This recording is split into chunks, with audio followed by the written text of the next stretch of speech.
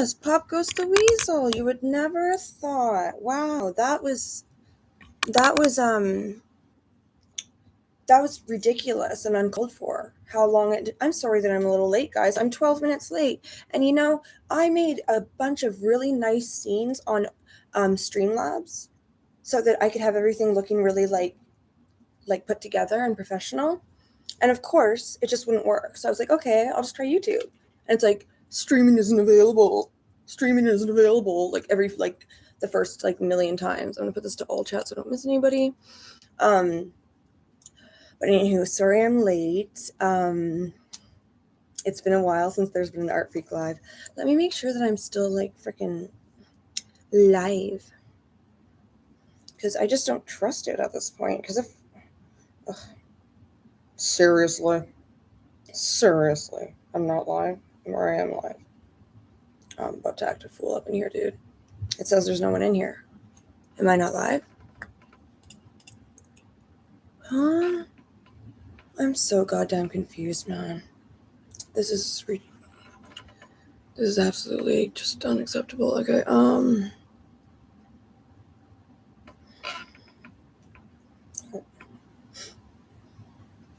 I'm live.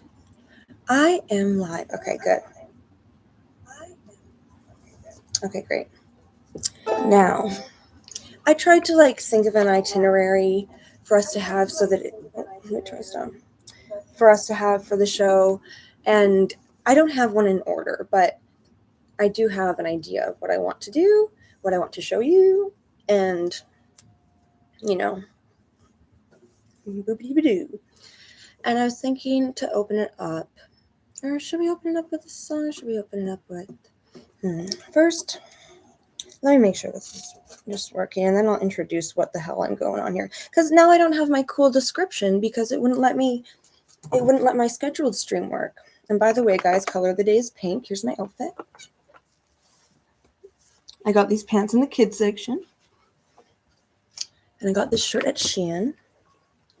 And I also, of course, have in front of me for when it's time.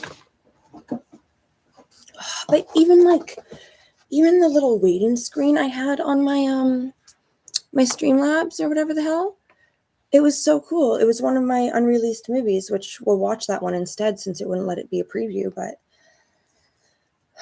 technology, right? Fake and gay. Okay. Maybe we can even open that one. It's called In the Sun, on the Run. In the Sun, on the Run.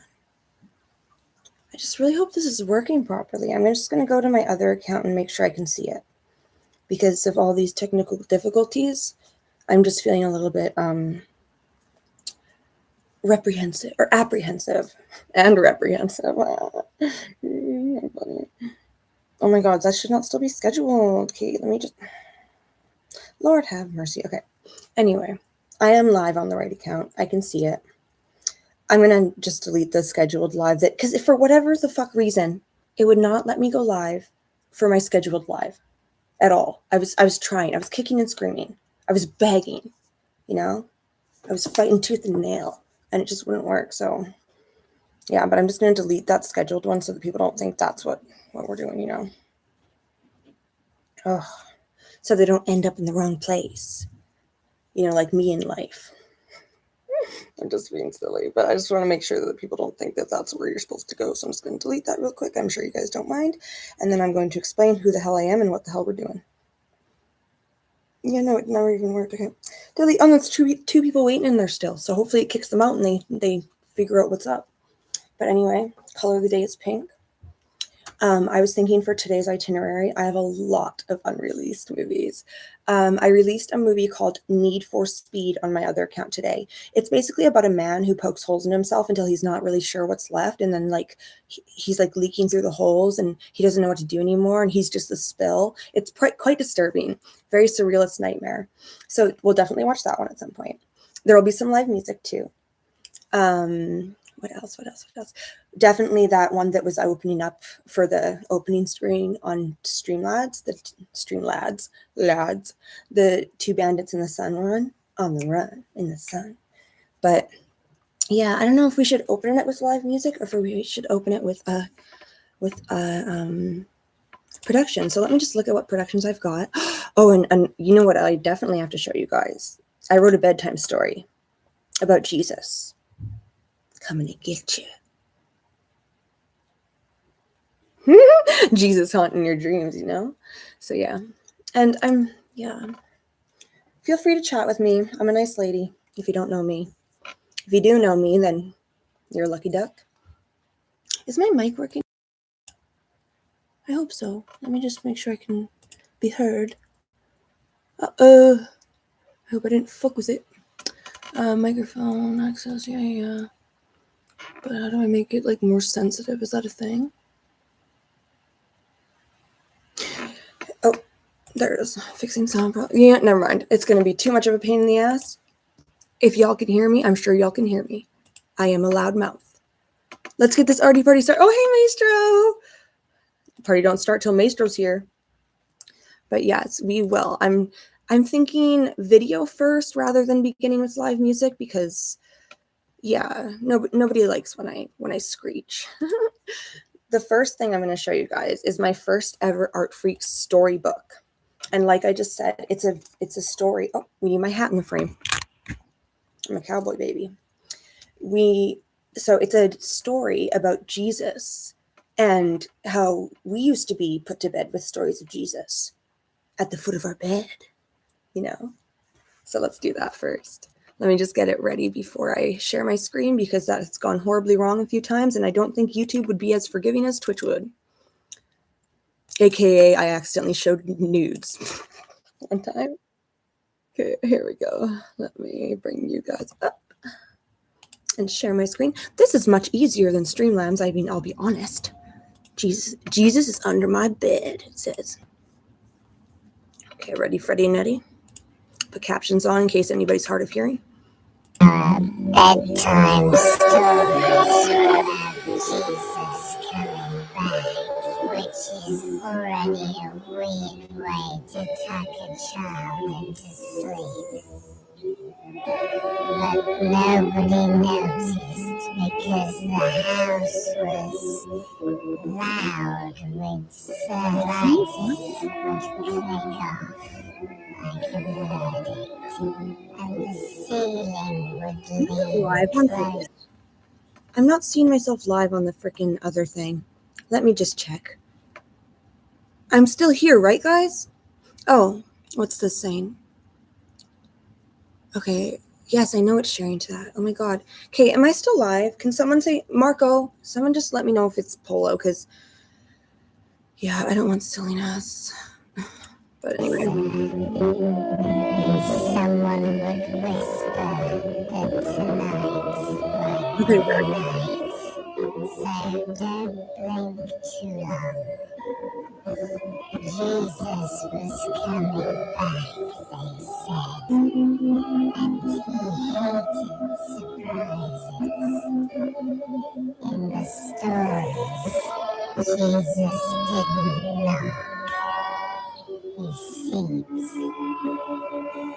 He leaks through keyholes and power outlets, came through the walls like dampness with opinions. His hair was too long and moved on its own, like it was remembering.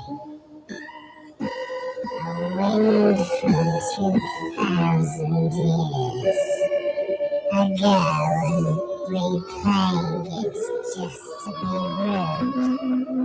His eyes weren't loving. They were inventory eyes, counting up. One little piece of information. If you're wondering, what the hell's that sound in the background? It's me distorted singing Are You Afraid to Die, one of my favorite gospel songs. Which, yes, I can play live for you guys tonight. Thank you for asking. They kind of pause on you, then move on. They'd come back because something didn't happen. We were told he'd come riding clouds. They were the clouds were wrong, cracked their bellies on the rooftop. moaning like old dogs.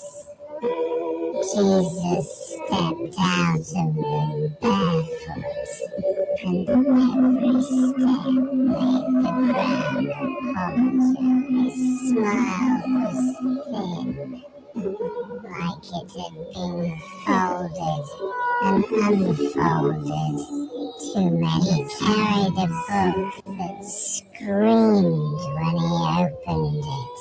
Not words, names. Sometimes it screamed your name by accident and laughed afterward. The stories never had an ending. They just circled. Jesus would stand at the foot of the bed, taller every time you looked, shrinking when you didn't, breathing like a furnace that had learned your secrets.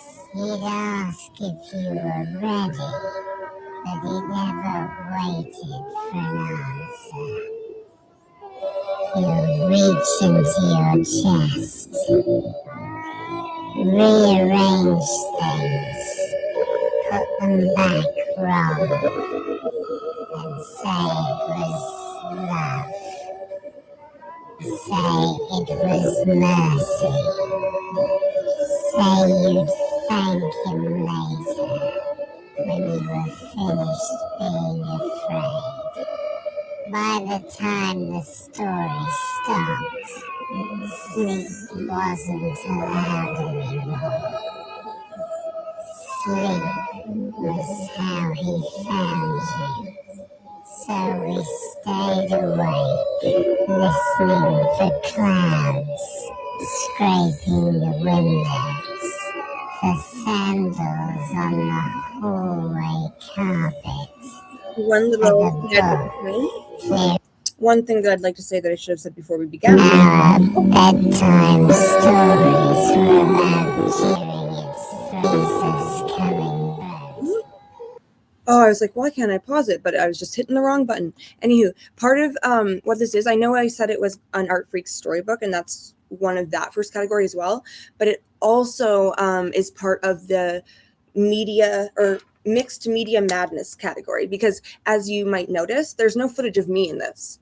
I made a couple of pictures of Jesus, like I found, very basic pictures of Jesus, and I did my thing with them, changed them a lot, made them like my own, and then used different like visual effects to just kind of make him look like he's creeping near you, but storybook like, because it's an Art Freak storybook and it's for before bed to make you feel at ease and safe, and to let you know that Jesus is just going to keep getting taller and taller, baby. Which is already a weird way to tuck a child into sleep.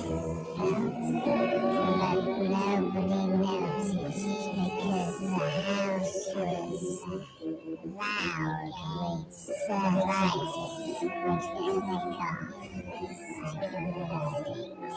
and the ceiling would lean closer, and someone would whisper tonight,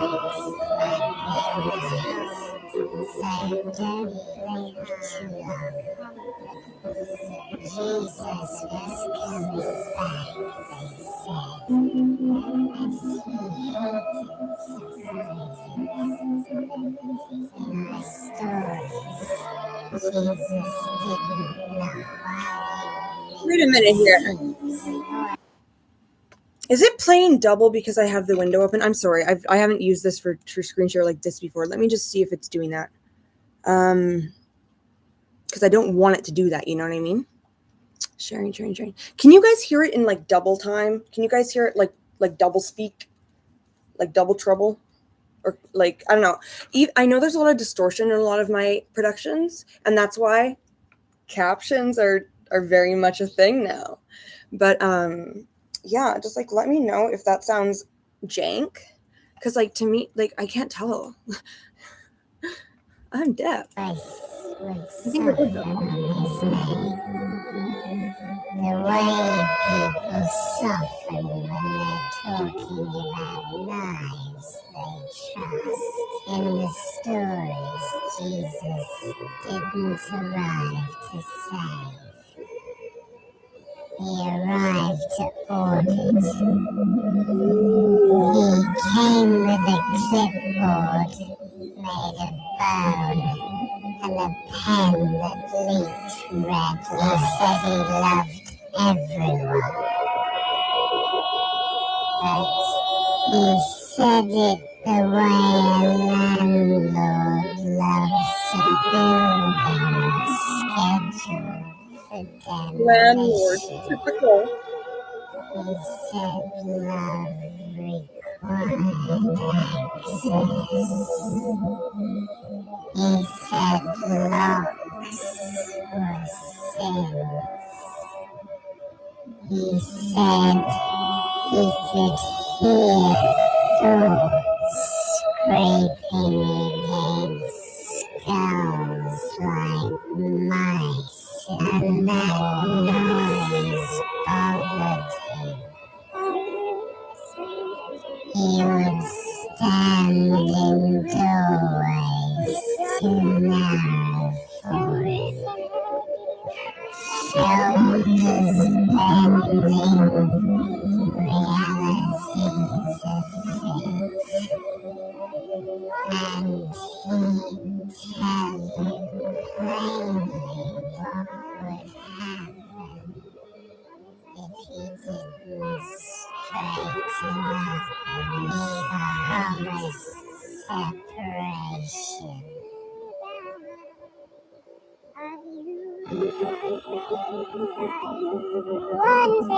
How menacing. And just to be clear, this is satirical on some level. There's nothing to be afraid of when it comes to Jesus Christ, trust me. Except for him standing at the foot of your bed all night. Just kidding. But no, I hope you guys like that one. Okay, so yeah, that one was my first storybook. But you could argue that Need for Speed is similar to it, but it's not in the storybook category. It is in the mixed media madness category. Oh wait, no. Yes, it is, but it's also in the movie category. I know you're probably like, Beth, how many categories are there? Literally like over 30. I'm not kidding. Like I'm a lunatic. Anyway, though, would you guys like to jump right into a longer production, or should I play you a song first? Or maybe I'll play you a song while I decide what production. And don't worry, I thought of what songs I'm going to play this time. So I'm not going to shit the bed. Okay? This one is one of my favorite songs. Can I say the word? I hope I can say the word because it's artistic expression and I didn't write this song, but it's called Suicide Ocean.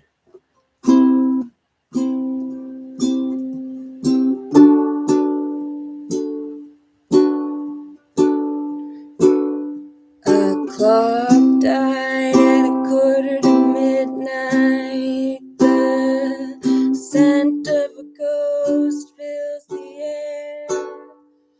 Tripping over some senseless beggar, a simple case of mistaken face. My, how nothing changes, different men in the same position.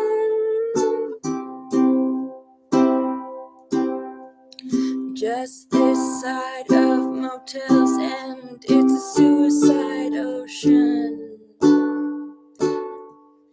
Birds don't fly, babies don't cry, it's a suicide ocean. The clock died at 1:45. The scent of a ghost fills the air. The clock on the wall broke down to fall.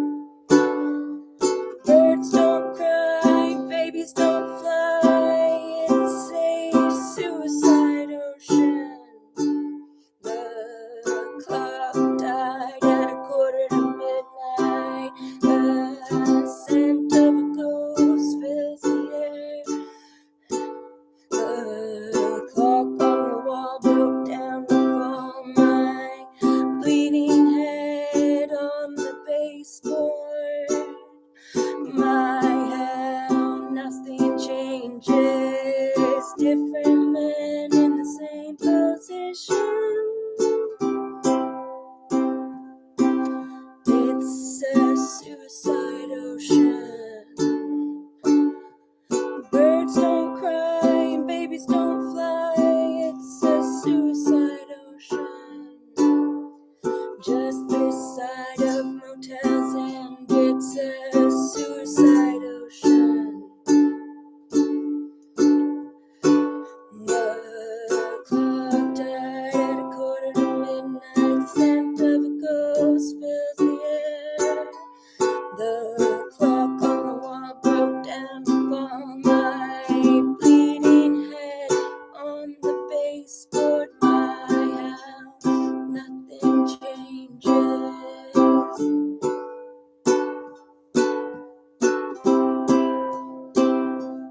A simple case of mistaken face. It's a suicide ocean. Just beside of motels, and it's a suicide ocean.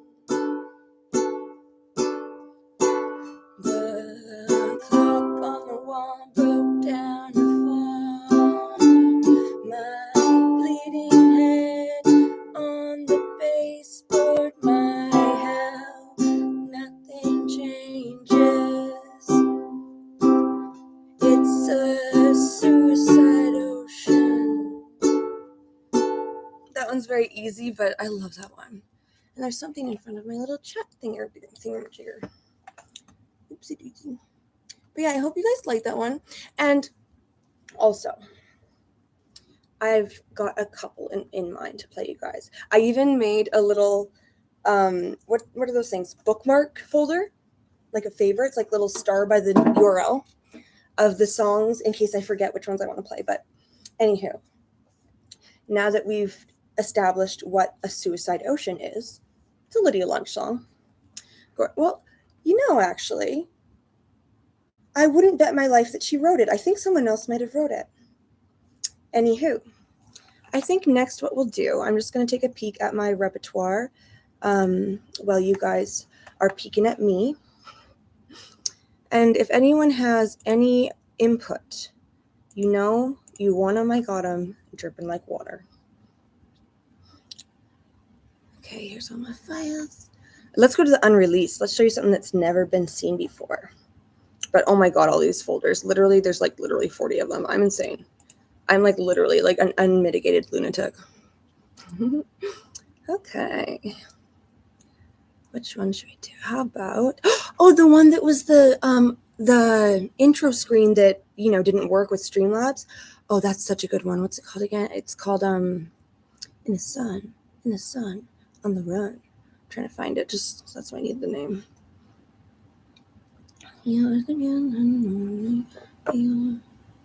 There it is. Okay. This one is about two bandits in the sun. I would know something about bandits, a thing or two. I'm just getting it ready, then I'm going to share the screen. Don't worry, I'm not going to... Hey, shut up, me. Not time. There we go. Okie dokie, smokies, let me come and get you. Hey, Beth. Hi, Dan Vader. Have we spoken before? If not, nice to meet you, and if we have, nice to see you. Okay, so this is... I'll start from the beginning. So, In the Sun, on the Run is this one. It's a cowboy movie. It's a short film, but two bandits on the sun. It's very much a moody mood, Sun, in the run, on the sun, in the sun, in the run, in the sun, on the run. Two bandits. Say goodbye to pressure, but I'm afraid I might die tonight. Yes.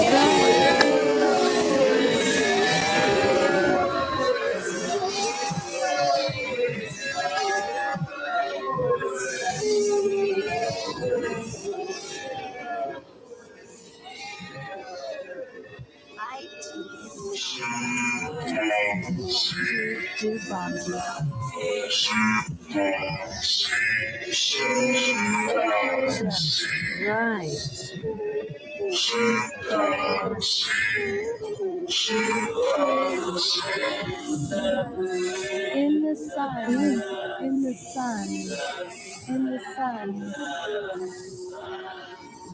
I IT is hard to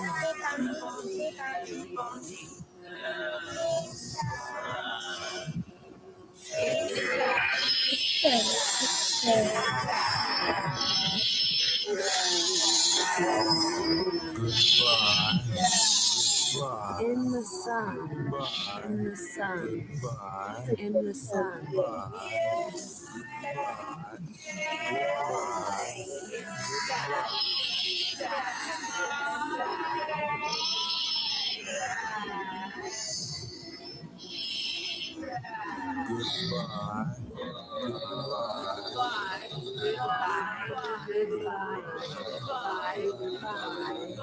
In case you guys can't tell, this one's a little bit more abstract and moody-like. Oh my god, who's calling me? How much you want to bet? It's, you know, freaking who.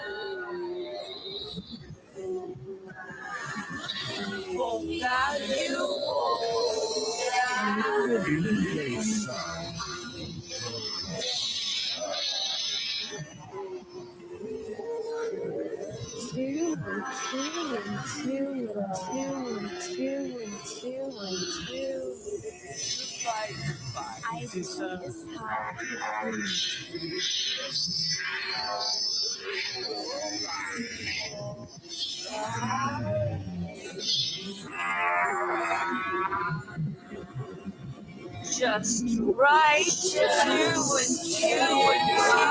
two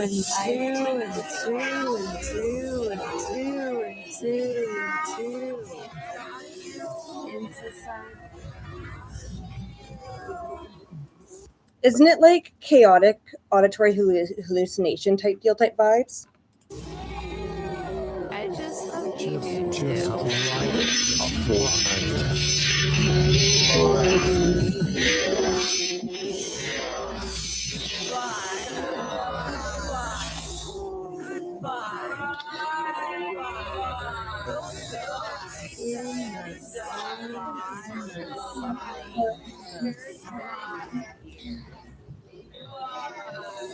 By the runs ending a fortnight.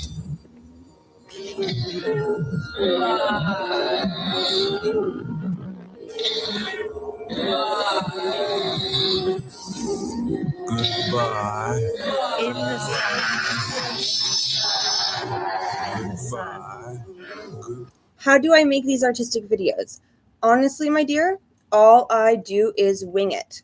And all of them are secretly just about my feelings and nothing more.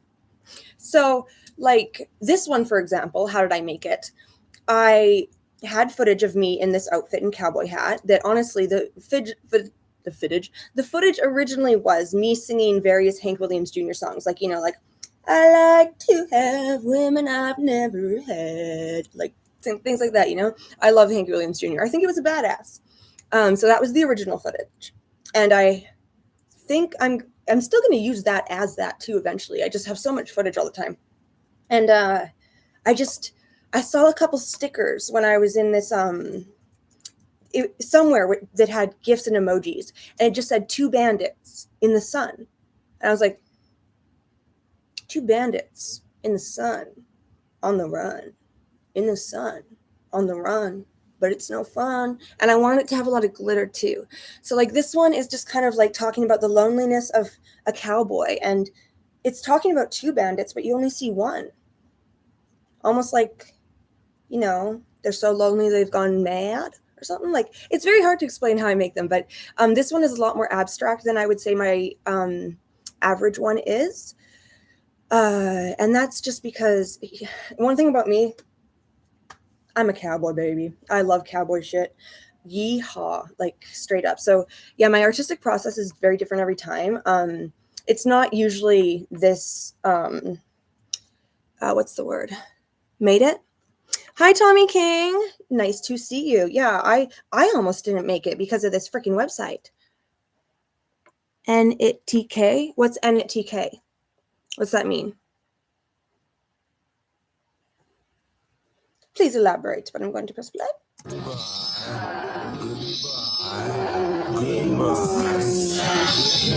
Oh, okay. You know, at risk of sounding like a dummy, I can't remember if North Dakota's in America or Canada. Two rabbits. Two rabbits. Two rabbits. On the right. Goodbye. Goodbye.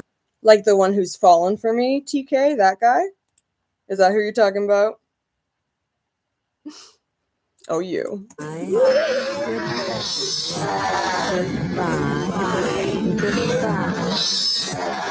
You're sick? Okay. Goodbye.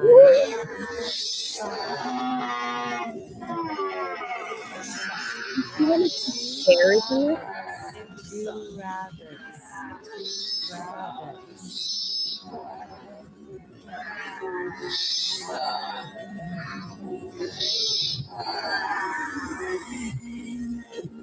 I look straight up like Just right. Just right. we have done this live about four or five times. It just hasn't been on this platform because I had a bit of a hate grudge this platform. That's all. Should we get flirty? We are having an Arty Party. There's a time and place.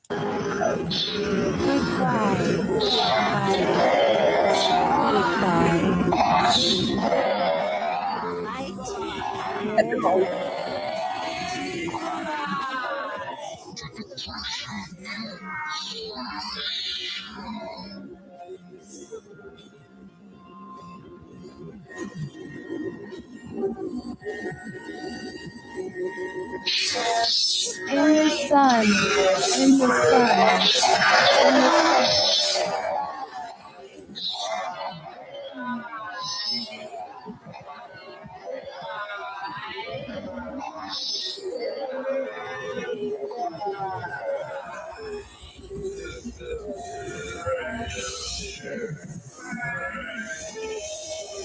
Goodbye, goodbye, goodbye, goodbye, goodbye. Just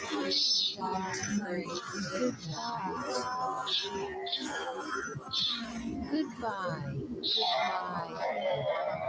English.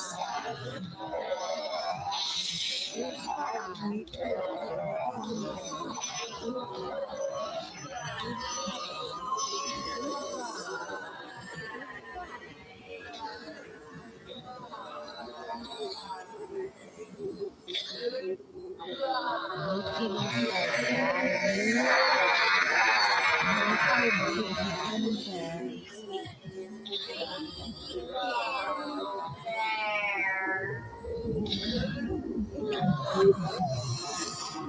Thank you, Dan Vader.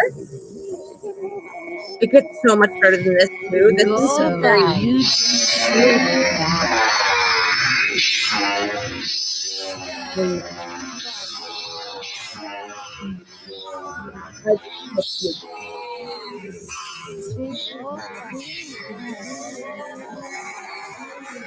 Thank you, Rachel.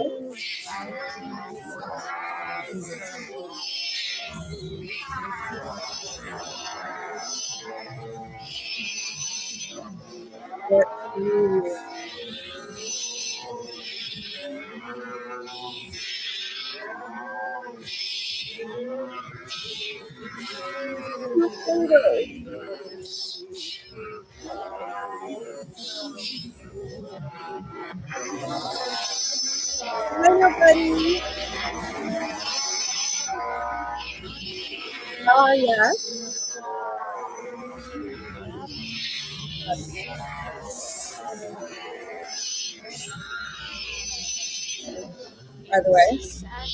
By the way, guys, fun fact if you didn't know, a fortnight is 2 weeks. Educational. Educational.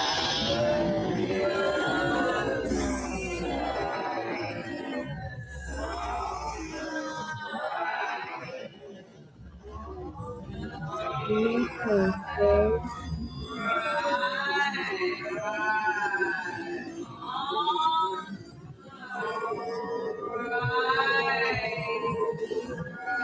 Goodbye. I'm serving in my cowboy look there.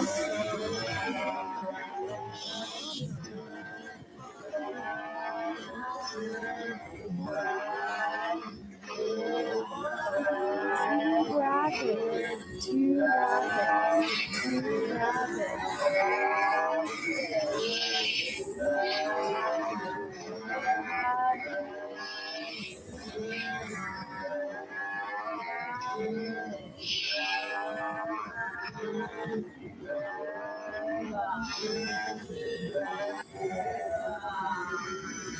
Just right.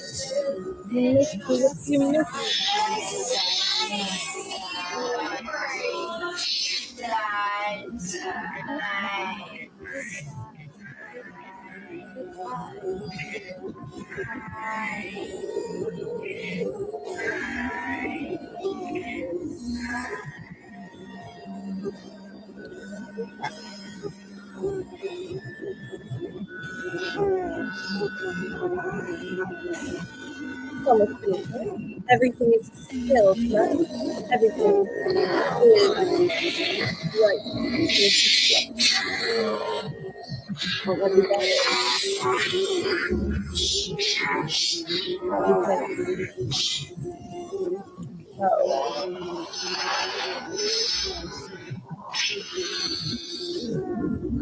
Right. Right.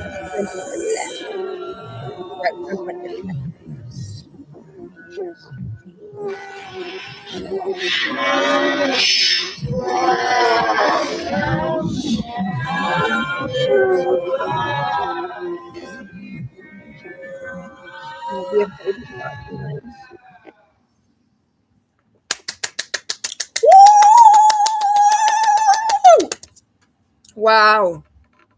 How does she do it?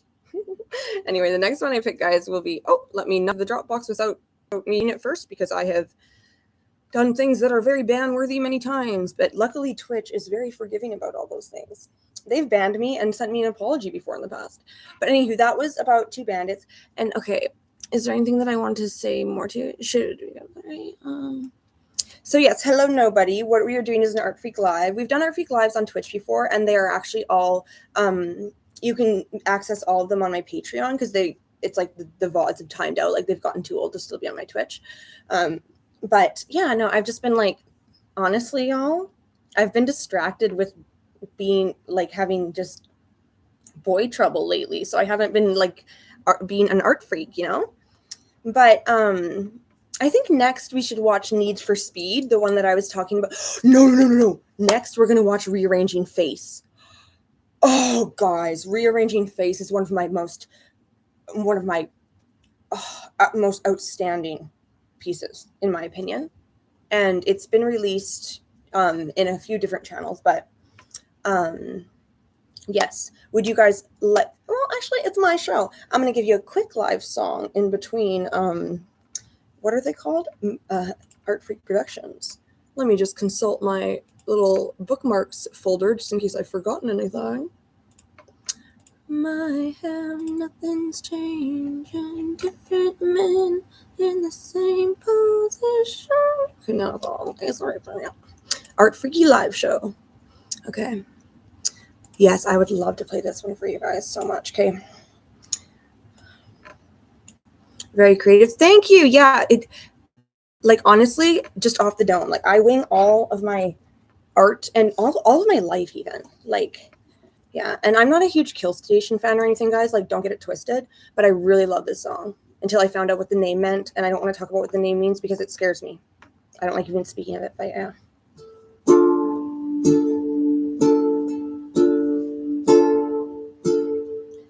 Find me a new made grave and hide me like a dead man. I've been up for days.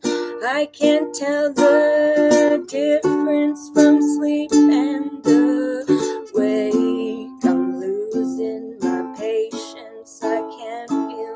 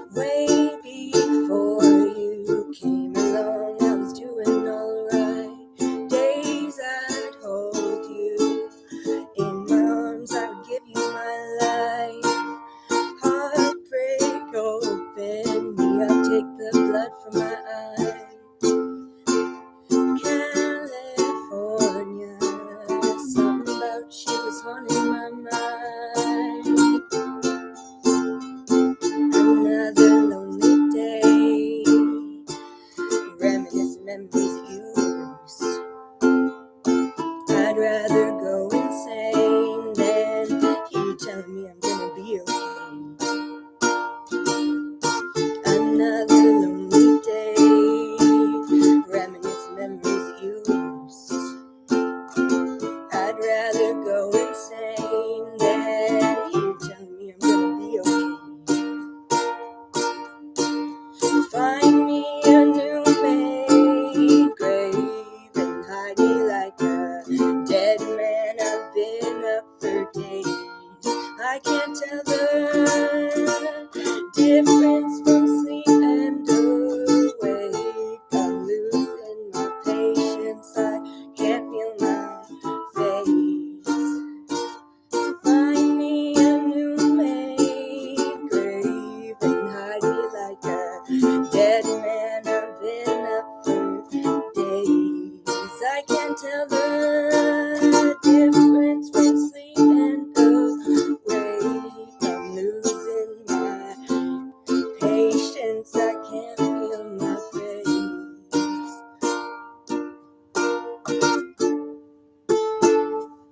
That's the only Kill Station song I know at all. Your taste in music is so good. Thank you. It's like all over the place, but like, yes, I tend to agree with you a little bit. I feel like since that was a quick one, maybe I'll do one more from my list, unless you guys object. This one is so short, and you guys may not know this about me, but one of my favorite songs in the world ever, is called "Midnight, the Stars and You." And did I really not say that? I thought I had it here. Midnight. Oh, here it is. "Midnight, the Stars and You" by Al Boley from the 1920s. And if you've seen The Shining, then you probably know this song. You just don't realize it. But yeah, okay.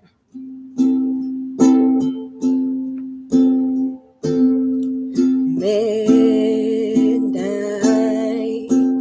with the stars and you. Midnight and a rendezvous. Your eyes held a message tender, saying I surrender all my love to you.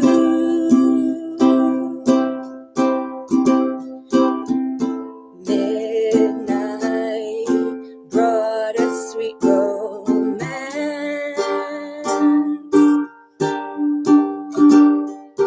I know all my whole life through. I'll be remembering you, whatever else I do. Midnight with the stars and you. Midnight with the stars and you.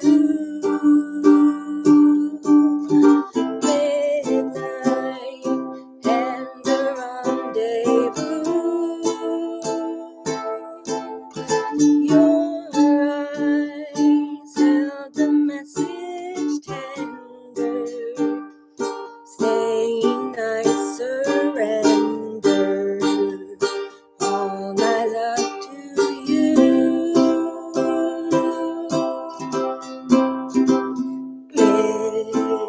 Midnight brought us sweet romance.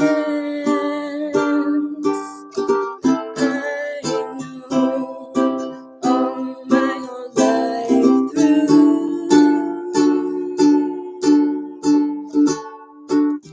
I'll be remembering you, whatever else I do. Midnight with the stars and you. I knocked my head off. Sorry, that wasn't perfect or anything. Nothing I ever do is. Oh, am I still screen sharing? No, okay. Wouldn't be the end of the world if I was, but let me just check on y'all. Okay.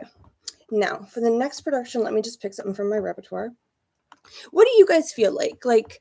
So I'll tell you the categories I've got, and if you guys have any input, just holla at me. You know, just voice your opinion. Okay, so I've got, you're gonna be like, you are a crazy woman, but okay, here are the categories.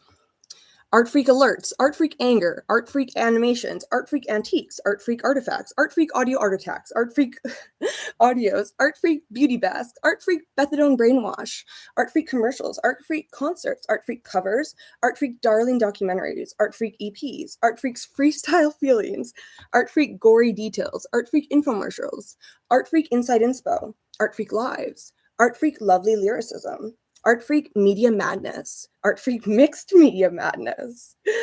Oh my God. Art Freak Monologues, Art Freak Moody Moods, Art Freak Movies, Musicals. I'm going to stop saying Art Freak in front of.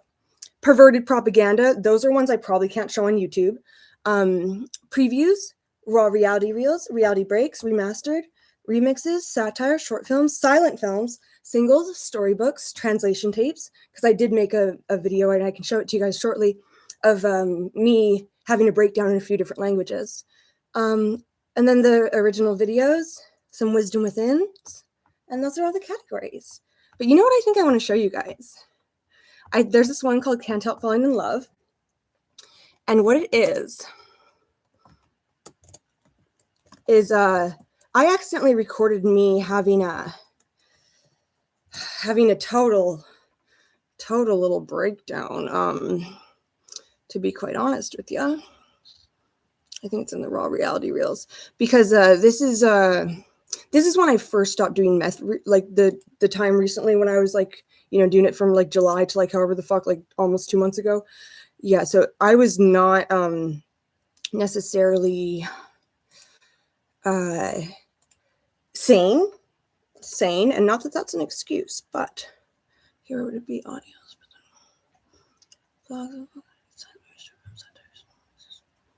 I guess maybe it would be in musicals. See, this is the downfall to having so many categories. If I'm like looking for something, I'm like, where the hell is it? Bitches could just keep talking. Oh, what's another drop is a good one too, but okay, let me look in the unreleased. It might be hiding in the unreleased. And if not, I can always go to Patreon to find it. Midnight with the stars in you. No, that's not it. Midnight. Oh, here it is. Hell yes. Hell yes. I'm pretty sure this is it. Let me just double check. Okay, yes, this is it. Oh my God, okay. So let me tell you a little bit of backstory. So I was in psychosis, right? I was in psychosis because of we'll do methadone brainwash next. I was in psychosis because of, one, I'm just prone to psychosis, and two, I was doing meth a lot, and I wasn't sleeping very much at all. And also my boyfriend at the time upset me. He hurt my feelings a bit. And that launched this almost week-long conniption fit I had. And the reason I have some of it on camera is because, like I said, I was in psychosis. So what I was doing up until I started having my meltdown was I was filming myself from like 4 different cameras playing a song. Don't ask me why. Like, gacked psychosis, right?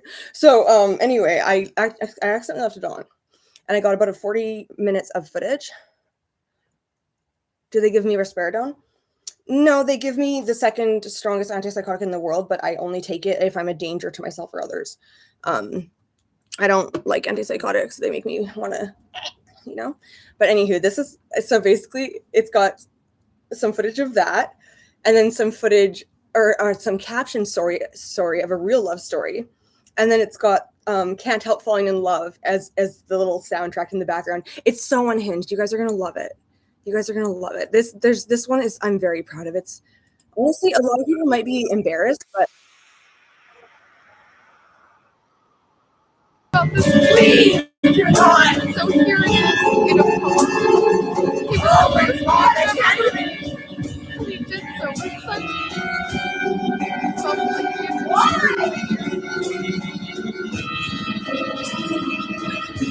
almost like they were dancing. There was no choice.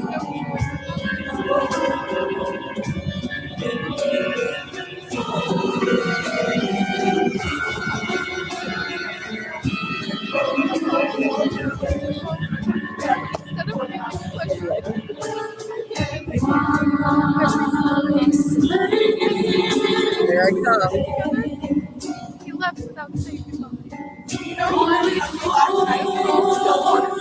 That night, when I went floating and I don't know why, more than usually, like 4 days after I found something about it. Anything I said to you, anything at all, I will ignore you. I will not want it. I will hear that. You just say no. No action. Like maybe, like toward the end of the phone call, I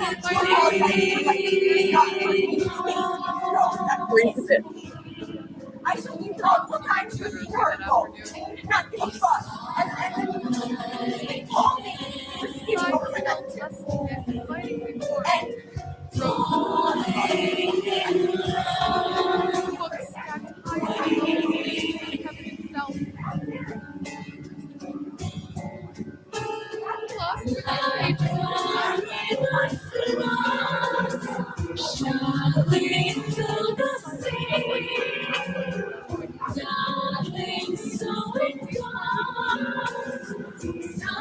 Come on, girl, start yelling again.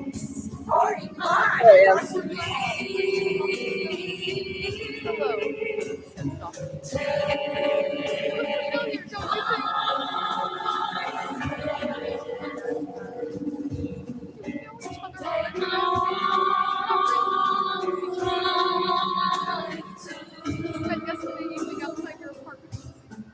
Oh, yeah. I remember sorry. I felt properly last time. I can't take it, man! What the fuck? What brings you here? And if you don't know you're doing it, you need to look, like realize. You browsing around for something new. Anything good lately? Catch your interest? I asked you so many times. Stop reading so many. How about classic literature? Hi, Carol. Really deep last night. And you existed. You had to. Perhaps even picking up a cookbook would be nice. Oh, no. Okay, I'm not talk about this anymore. Hard to let's give how things are, and I get upset. I'm already talking about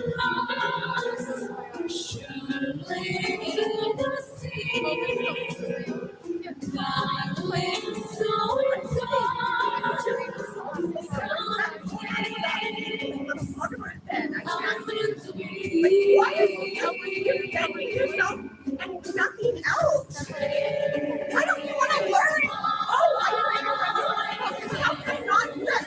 Yo, I'll tell you what I was so unhinged about at the end, and you'll be like, oh my fucking god. Why last night when I asked you so many times, I literally said to stop doing lots of things. You would not stop. Why? Don't fucking try. I mean,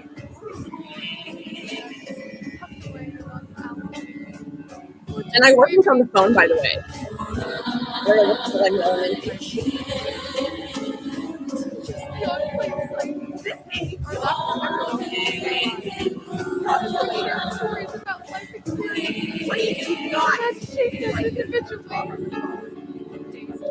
please, for the love of God, just maybe admit one wrong, or maybe listen to me for a second when you call. Please, I'm begging you, fuck.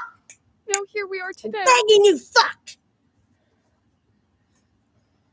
Very cute, very ladylike. Okay, so do you guys want to know what upset me that time? And you know what? I stand by it. I don't care because honestly, you like the person who this was directed at. Well, directed at, but honestly, directed at myself. They weren't answering my calls. I don't know why I was screaming to my phone. Nobody was on the other end. Anywho, what they had done was hurt my feelings slightly, and then yeah, I believe that was all. But in retrospect, he had it coming because he has been not nice to me. And I know that you guys can't believe we're broken up until there's been a 72-hour grace period because I be on my bullshit, but that is the case right now. At least I think it is. Okay. But I hope you guys like that one. That was only 6 minutes. I like the tamest parts. You're too good. Thank you, Maester. See, I feel like you've always appreciated like my artistic genius, Maester, and I really appreciate that. But that was 6 minutes of 40 minutes of footage I have. I've made a couple other art freaks that have that footage in it, like one called I See Red and one called Suicide, or not Suicide Ocean, but it is me playing Suicide Ocean, and it's a musical called What's Another Drop. But let's do one song in between the next one.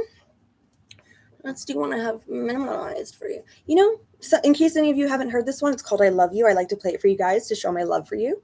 And it's written by Andrew Jackson Jihad, which I very much admire. I actually have a concert dedicated to him on my Art Free channel. It's about an hour long. I play the entire albums, The People Who Eat People Are the Best People of All, and Knife Man. But this one's for you guys. Oh, thank you.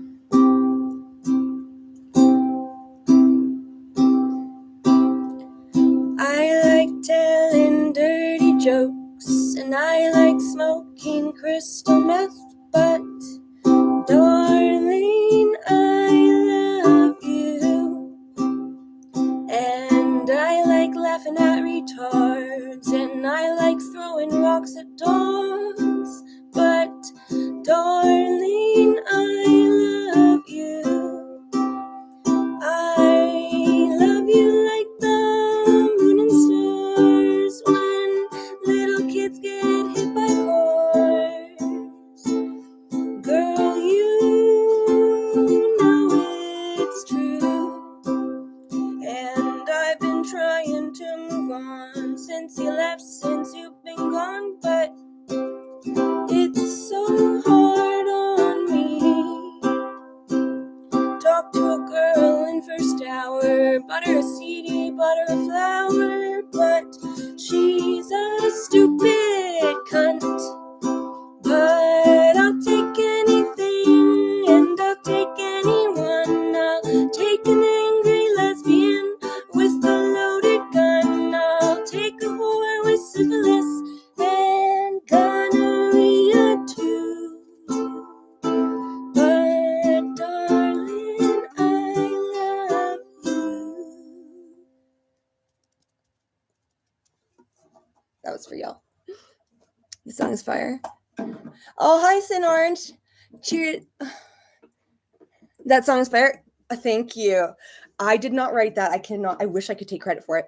In fact, that's what I titled the song, the Andrew Jackson Jihad concert that I recorded in, like, you know, the concert, like, you know, my really long music video of covers.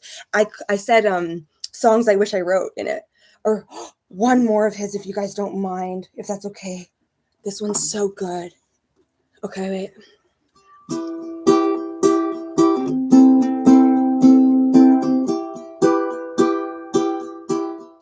Do you remember me? I killed your family, and now I am going to kill you too. I made your brother bleed, I made your father scream, and I made your mother say those things that she said to me. She said, do with me what... No, never mind, I forgot it. I forgot the chords. Let's not fuck it up. Let's not fuck up a good thing. Actually, let me just... Next, after this art freak, I'll brush up on the chords while we look at this art freak. I don't want to not do it justice, you know? Okay. Oh, this is another one that's footage from that, I think. Do you guys want to see 11 minutes of my little freak out? Or we should like, you know, spread things out a bit so there's variety. Oh, you wanted Best at Home Brainwash. Let me see what I got. Ooh, what do I got? You remember me, I killed you, remember me. Now I'm going to kill you too. Okay, what's this one? Let me just check on what this one is.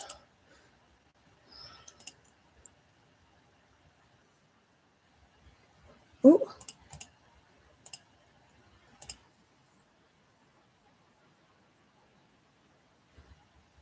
Sorry, I just can't remember if this one is like.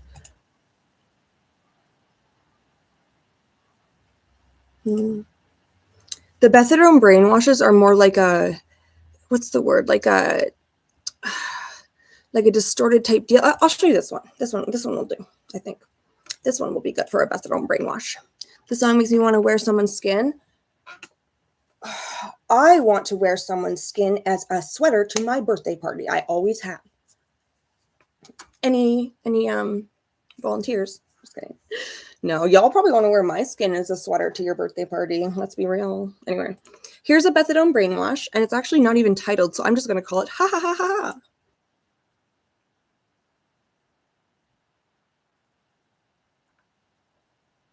Oh, there we go.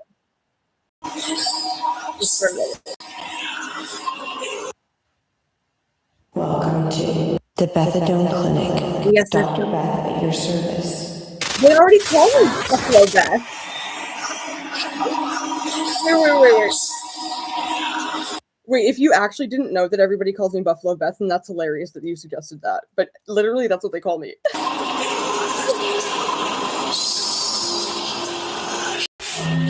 Thank you.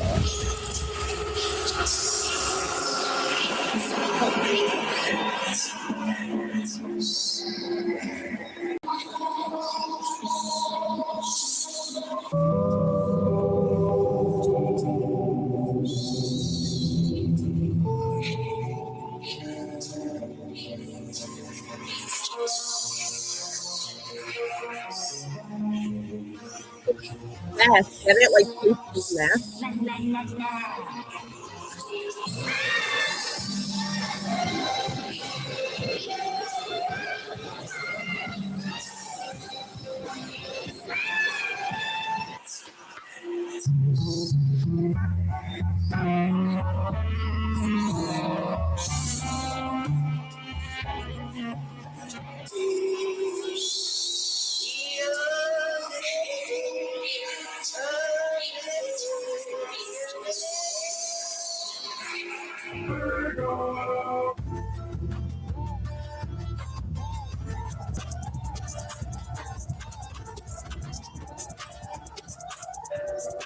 Just remember something too.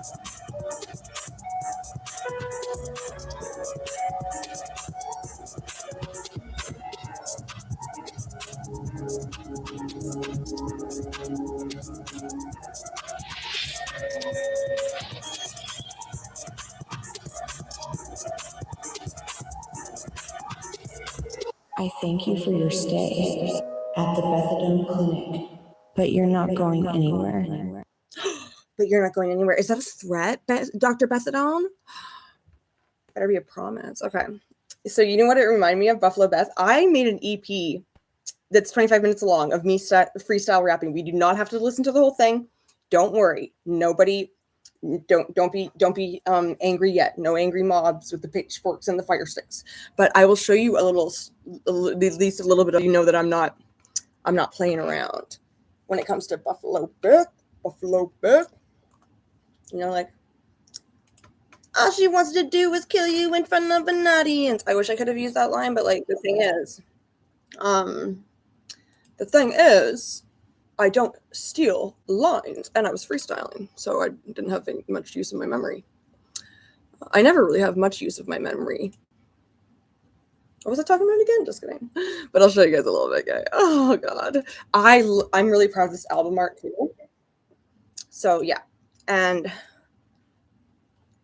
but yes, wearing someone else's skin is very, very Buffalo Beth coded, or not, or Buffalo Bill, whoever, like, who cares? Either or, we're like basically the same thing. But yeah, this is, and I know it's not like, you know, it's not immaculate, it's not perfectly done, it's not even well done necessarily, but I did it. Okay. So it's very much worse. Worse. Oh, was that a slip? It's very much worse. The little sneak peek.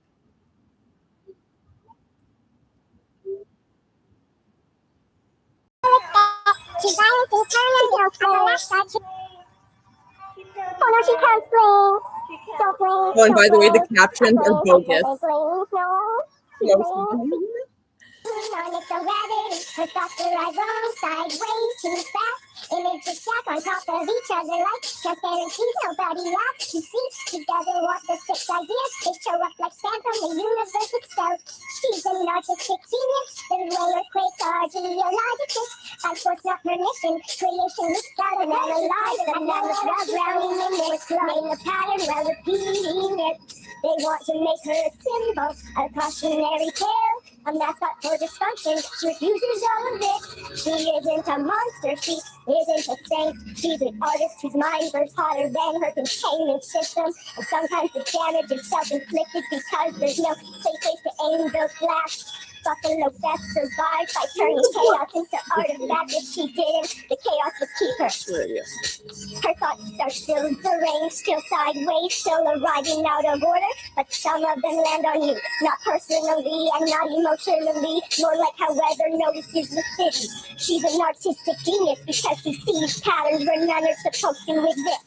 Connections spark between unrelated things. Voices repeat, faces echo.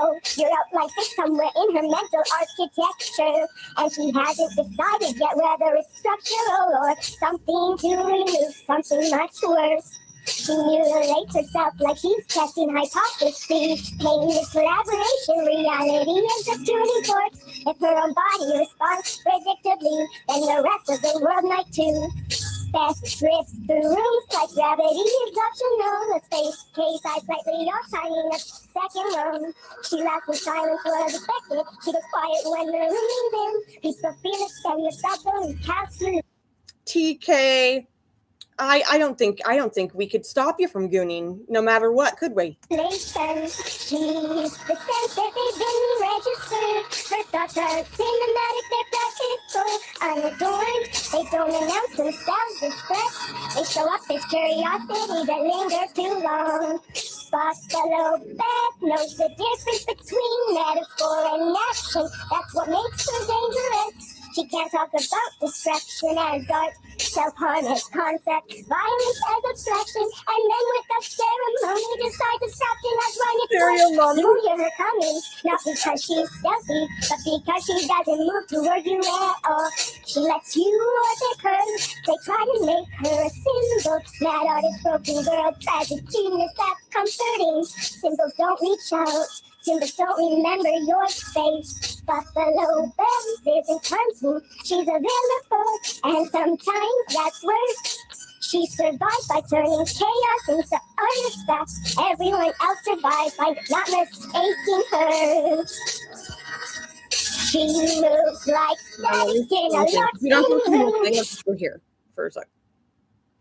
Inside them too. That fire like that speed record. Cut, edit, delete, repeat. She can tell where the metaphor and the piece of carrying 3 loops ago. People call it genius like it's a compliment. It's not. It's a diagnosis without treatment. She speaks and now comes for every moment. And half of them end with you very still in her imagination. Well, she decides which version makes better art.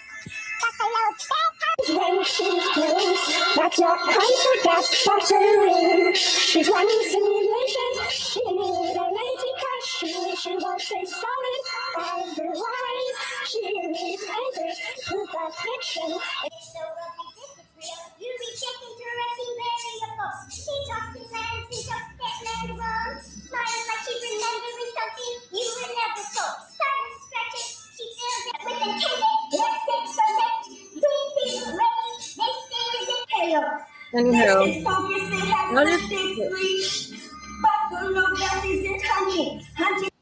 did you guys see my screensaver and how it's just a bunch of pictures of my own face? That's funny if so.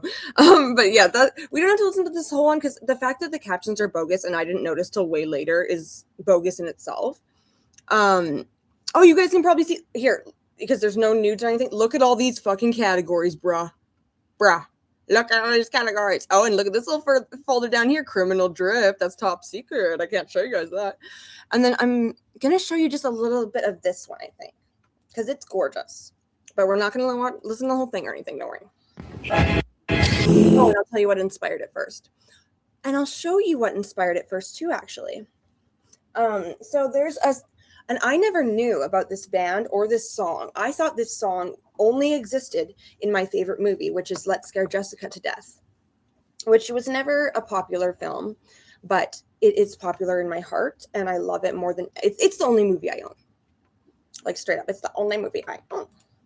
And the song is called Stay My Love, I believe, and it's by Baby Scream. And I've never heard of this band ever, and when I found out it was a real song, I mean, I could have figured out the chords easily without it being a real song, but I was just like, oh, I have to play it. But this is what this 40-minute song is inspired by. It's a very short little ditty.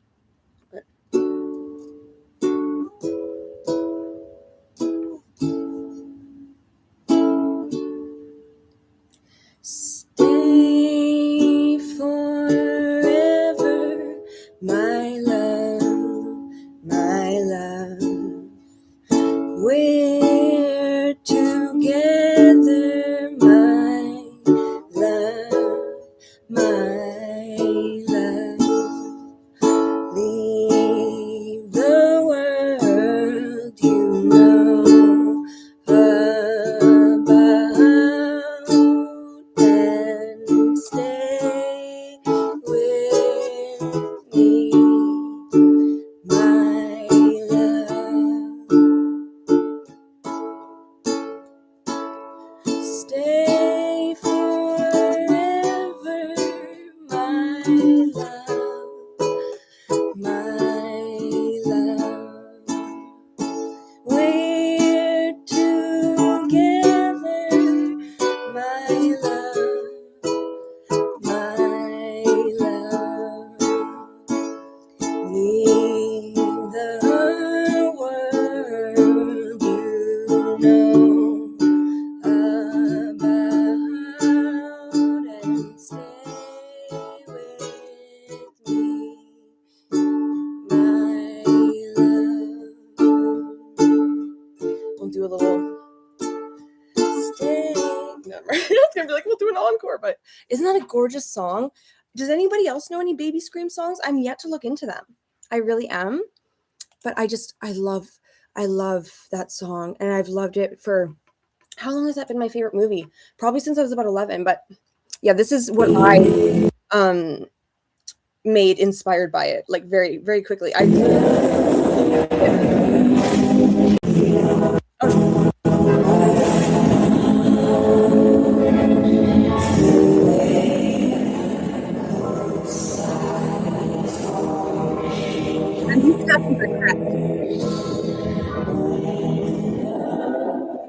I can't say for positive I know who Elliott Smith is. Can you give me an example?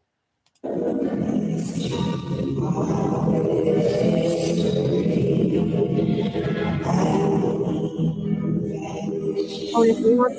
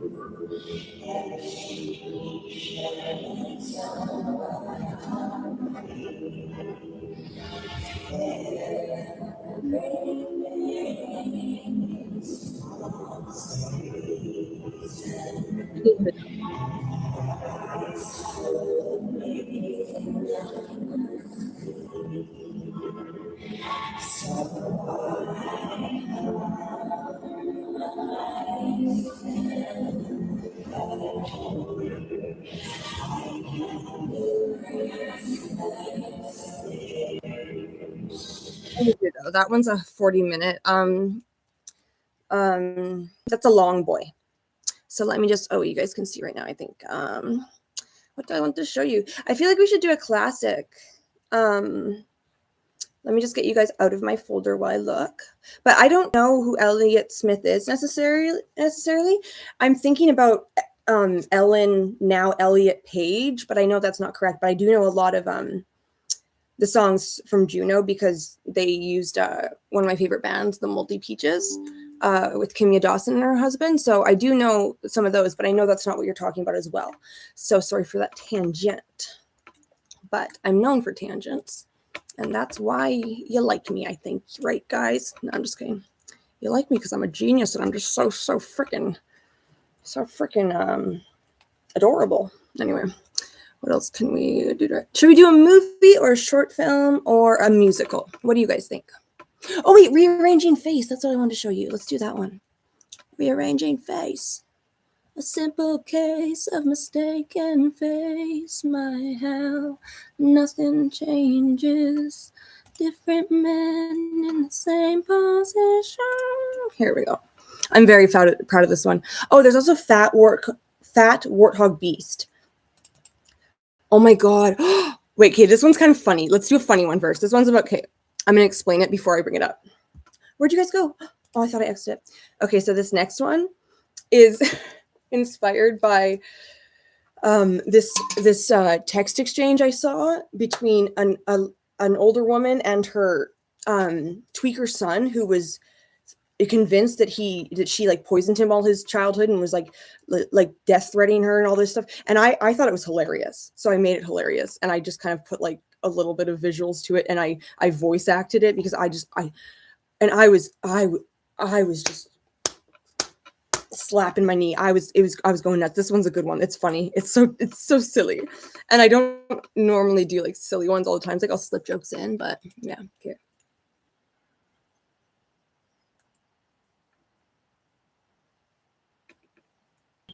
Down and into my eyes and see what you did. I am the god of romance. I tried to destroy you, but I have risen. You fucked with the wrong kid. You took everyone's evil stories about me. You tried to erase me. Your eyes will bleed. 37 years. Do you feel better? So you could feel better about not being there. I'm going to make you wish you never said anything to Liam. That's why you can't look at him. One thing about me, just in case anybody didn't know this about me, but it's pretty clear once you know me for a second, I don't take myself seriously, so I'm very ready to make a mockery of other people's crash outs. You're going to see me, I promise. You can't run and you can't hide the fact I'm alive. It's insane. You already know you can't stop me.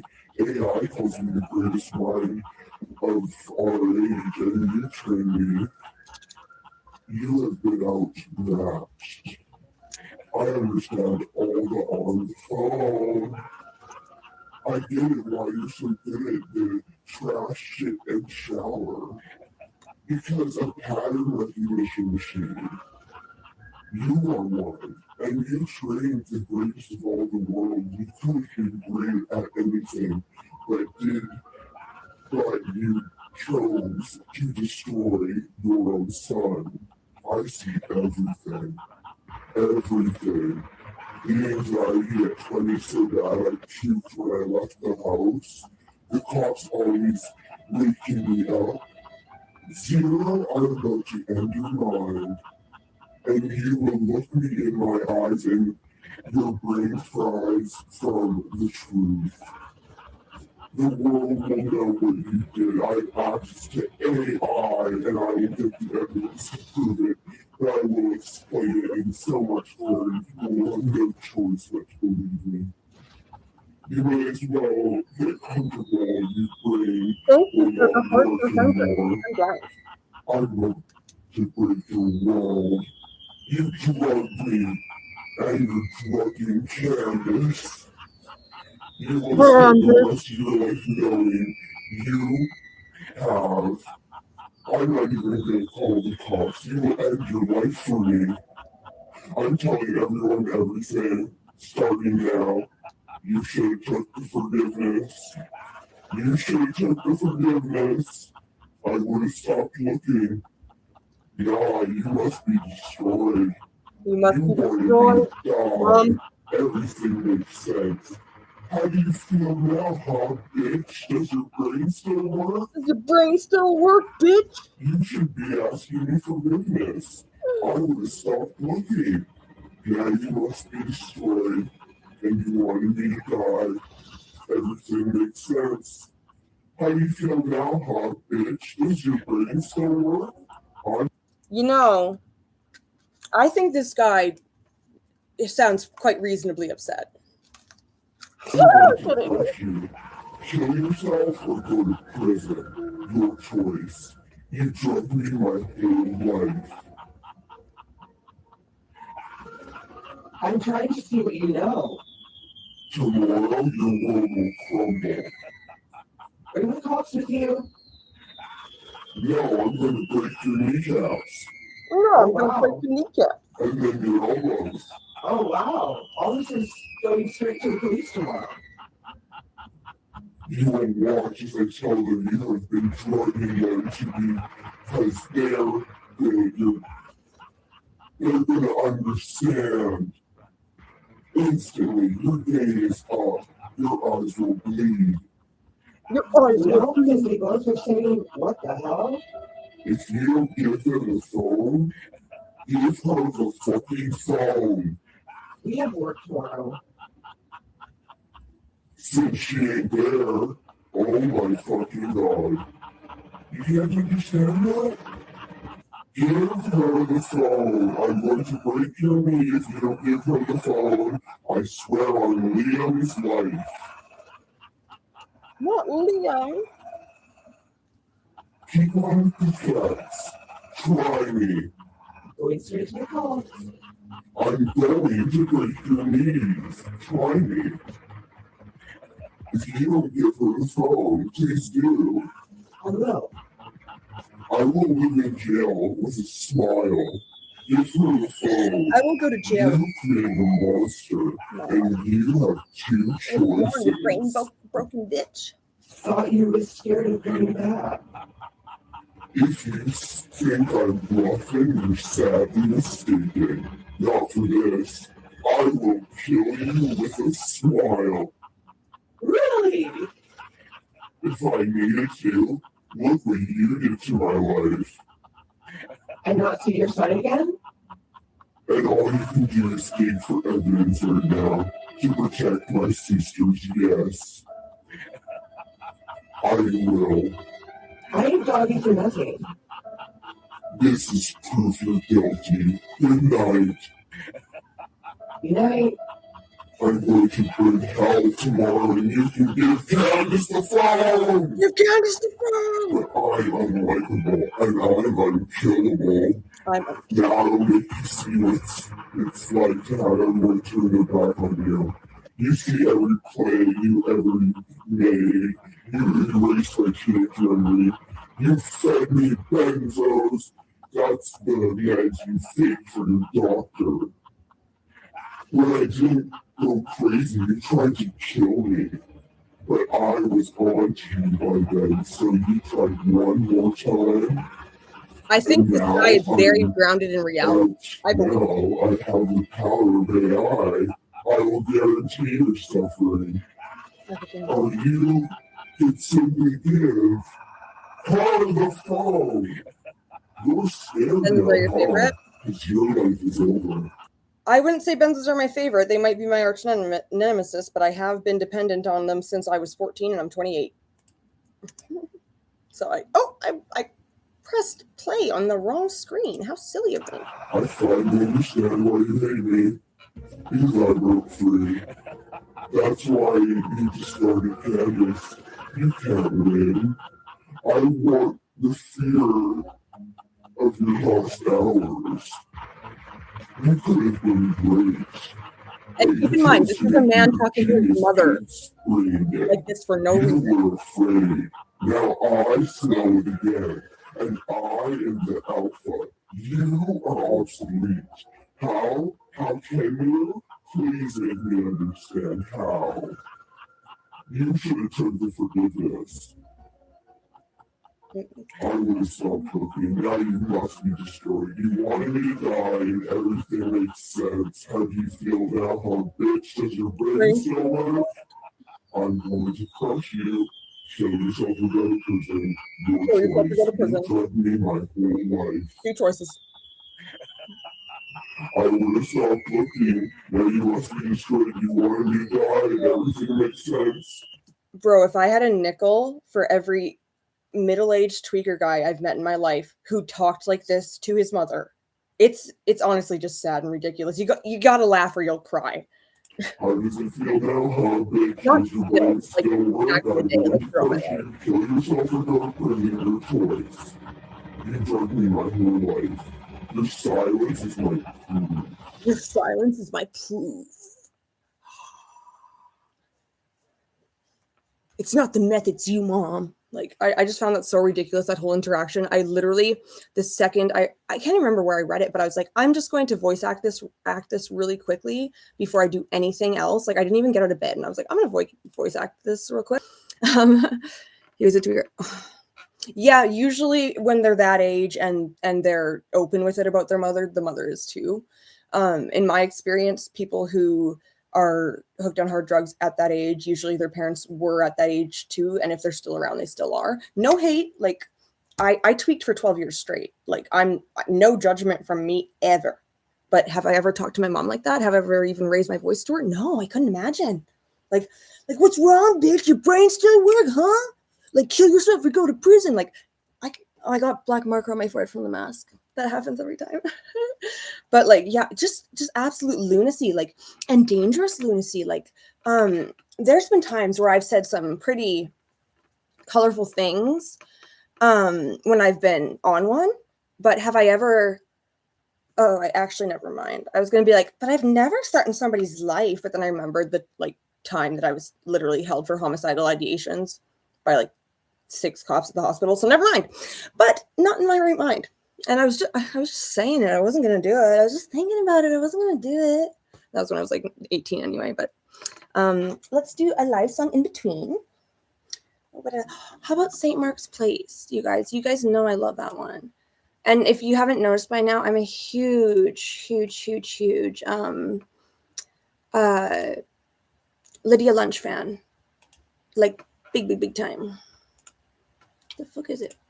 Maybe there's a better way. Maybe there's a better way. Here comes another day. Here comes another day. And I watch you. What the fuck? I just have it written down. Oh, right here. There we go. Oh. Okay, well, this one I wrote and I've never shown it to you guys yet, and I can't seem to find the other one, so maybe I'll show you this one.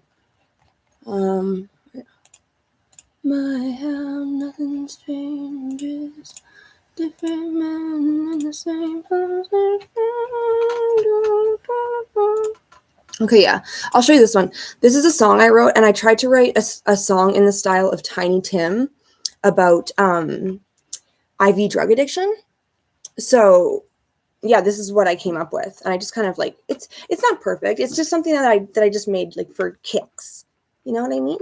So if it's not perfect, then that's to be expected, because neither am I. But yeah, it's supposed to be like in the style of Tiny Tim, but about IV drug problem.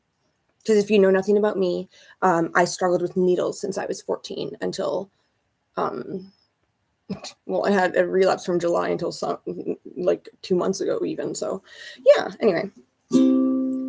Tiptoe past the needle. Don't let it see your skin. It whispers like a lullaby. Come, let the cold begin. It promises you daisies. It hands you winter's tea. A kiss that tastes like candy but steals the air beneath. La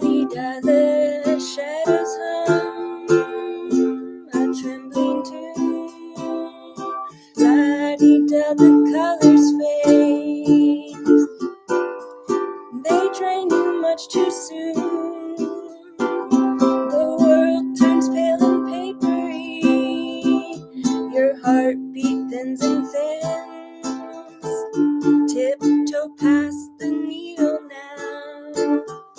Don't let the sadness in.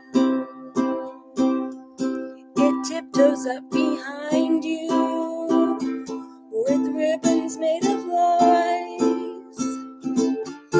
It paints the room in sunshine while darkness fills your eyes. I gotta scroll a bit. I'm sorry, guys. I don't have it memorized because I only made it quick. A prick, a sting, a shiver, a promise made of fear. You chase a fleeting heaven that drags you nowhere near. La-dee-da, it laughs at you, a high and hollow sound. La-dee-da, it follows you and pulls you underground. Your hands turn pale and puppet-like. Your dreams turn paper thin. Tiptoe past the needle now. Don't let that sadness in. And every little just one more just opens another door. The cracks begin to spiderweb. You're not yourself anymore. The mirror warps, the heartbeat warps. Your breath becomes unsure.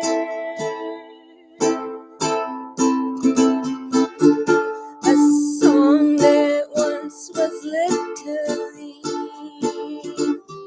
goes ragged, slow and pure. La-dee-da, the needle sings. Its voice a haunted hymn.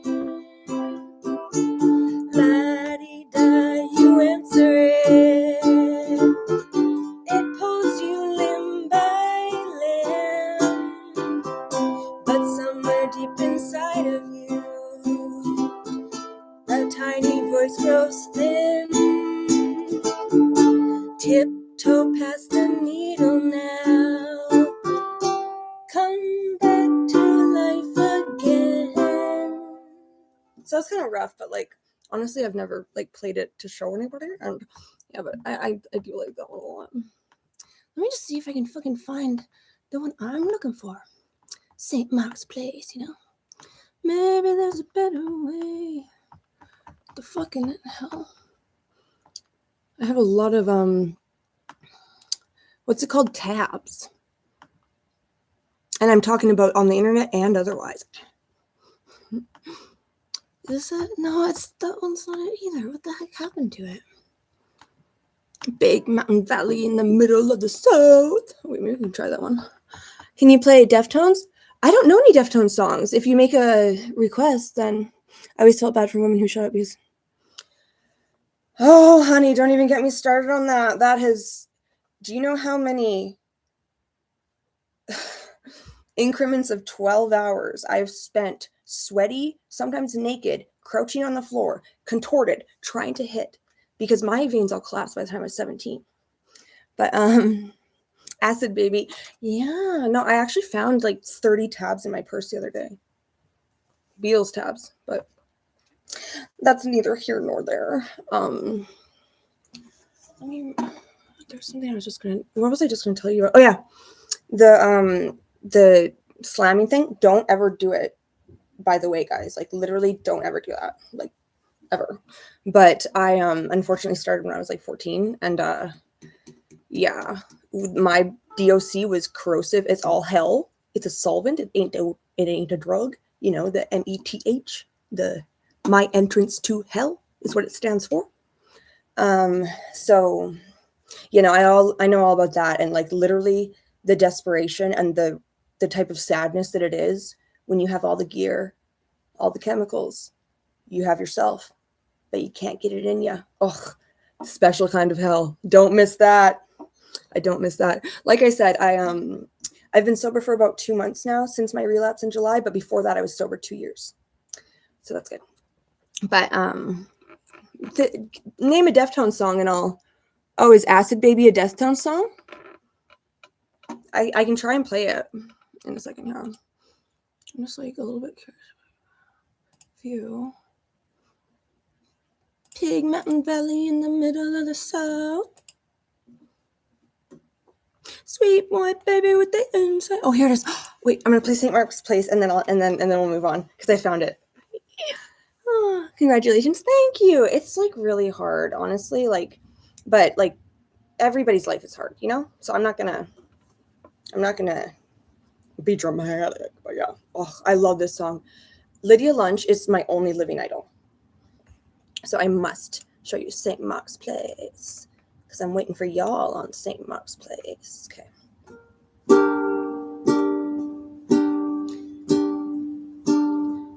Maybe there's a better way. Maybe there's a better way. Here comes another day. Here comes another day. And I see you from my window up above. Yeah, I can see you from up above. I watch you every day walk down St. Mark's Place. I watch you every day walk up and down St. Mark's Place. Maybe there's a better way. It's a brand new day. Maybe there's a better way. Gotta be a better way. And I watch you. I watch you. Sitting here, waste another day. I watch you every day walk up and down St. Mark's Place. I watch you every day walk up and down St. Mark's Place. Baby, can't you see me from up above? I may be just a shadow now, but that's not how I always was. I sit alone in my room every day just to watch you walk away. I sit alone and I pray, staring out the window just to watch you walk away. You're walking down St. Mark's Place. I'm waiting for you on St. Mark's Place. Oh, I love that song. To me, that song, and I don't know what the actual song meaning is because I never actually look up song meanings because, like, I'm like, well, you know, according to me, it means this, so that's just going to be the fact of the matter, and yeah. But to me, it makes me think of, like, this street I used to meet people on to grip, and I'm pretty sure that's what she means it about, too. Like, Lydia Lunch was no angel, you know? Thank you, Maestro.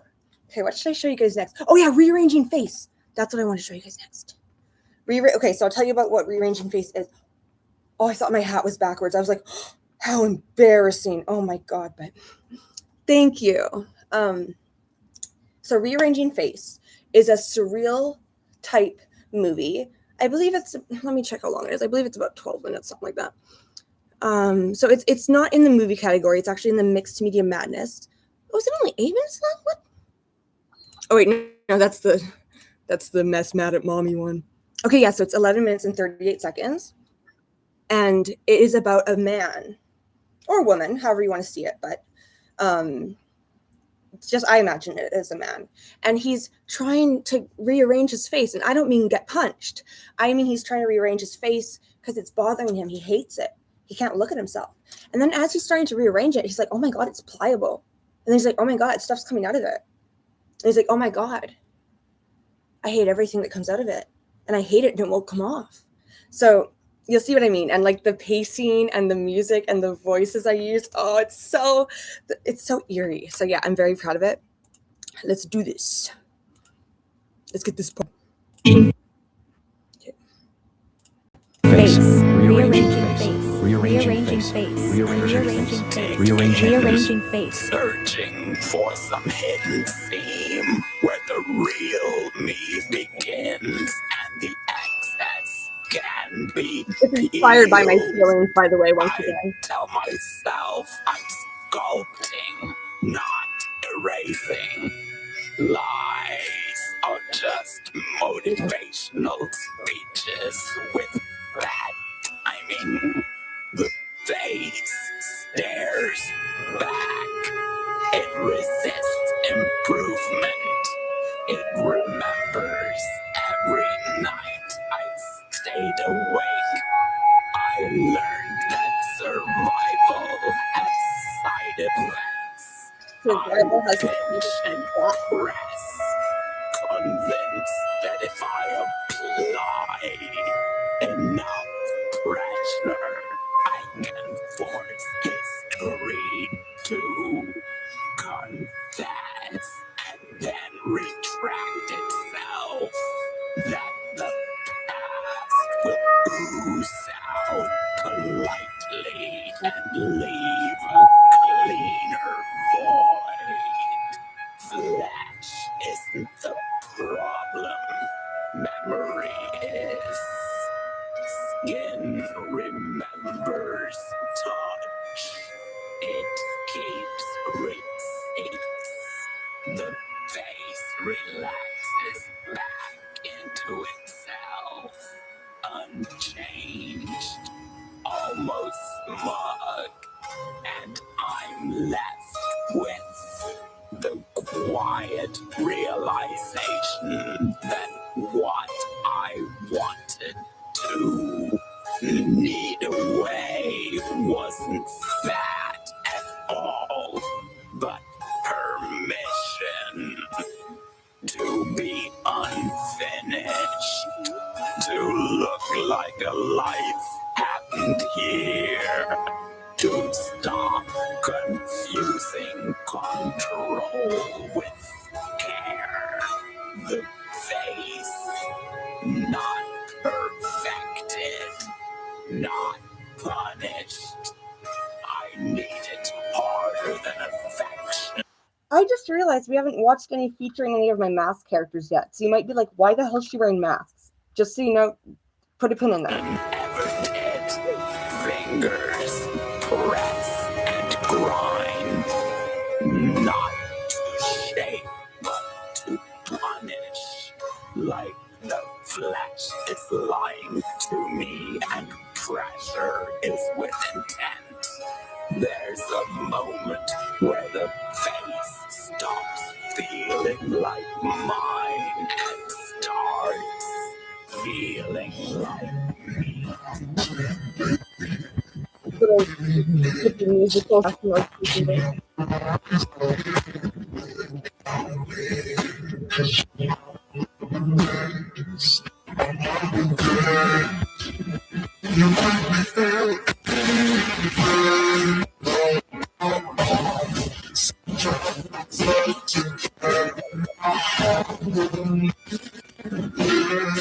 Just so you guys know, the soundtrack ended up kind of buggered in here, but it doesn't take much of the time. And I'll show you the song that goes with this movie afterward.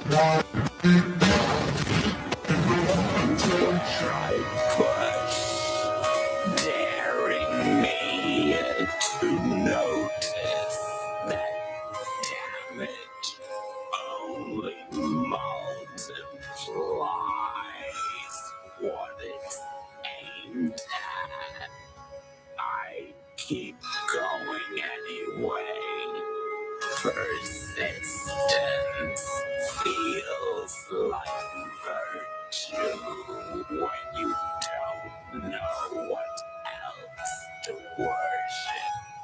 I imagine the softness as something invasive, a parasite that learned to wear my features.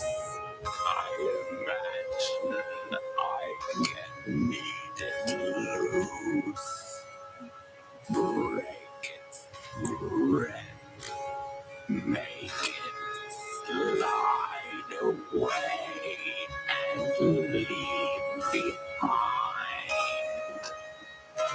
something skeletal and pure, something that looks like it never needed comfort, something that doesn't betray how often I folded instead of standing. My face redens, distorts, briefly becomes unfamiliar, bloated, warm, almost monstrous, and there's a sick thrill in that. Proof that I can still change myself, even if the change is ugly, especially if it's ugly. If it hurts, it must be working. That's the rule I keep obeying, even though it's been wrong every time. I press until sensation blurs, until the face is less a face and more a boundary. I'm trying to breathe. I want to get underneath it, past the expressions and the tells, past the parts that broadcast need. I want to knead my way down to something unfeeling, something that doesn't flinch when looked at too closely. It clings, it warms under my hands like it's alive, which is inconveniently the problem.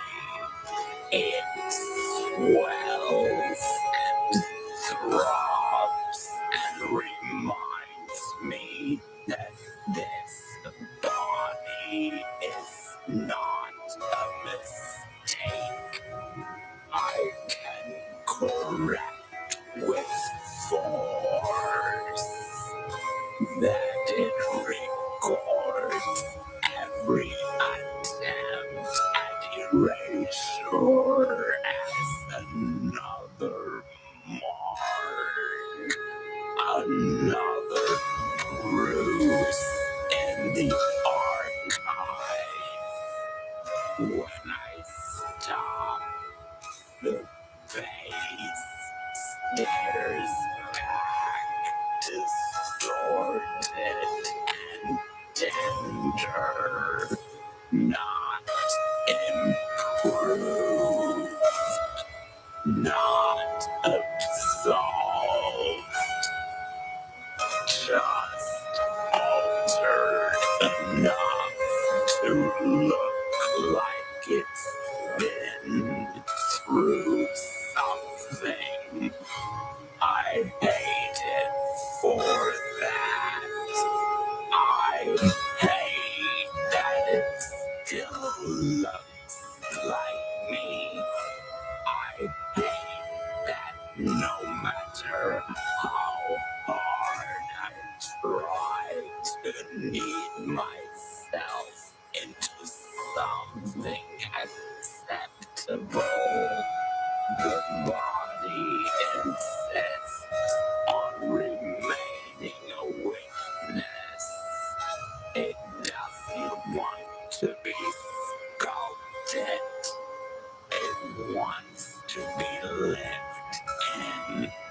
And that might be the most disturbing thing of all.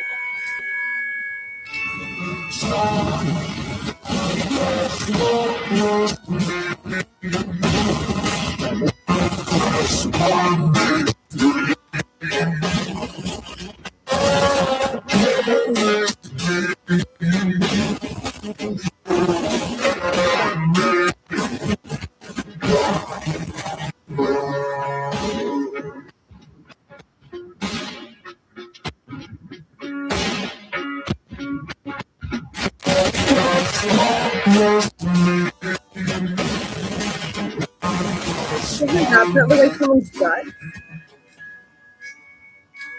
That's what I was going for.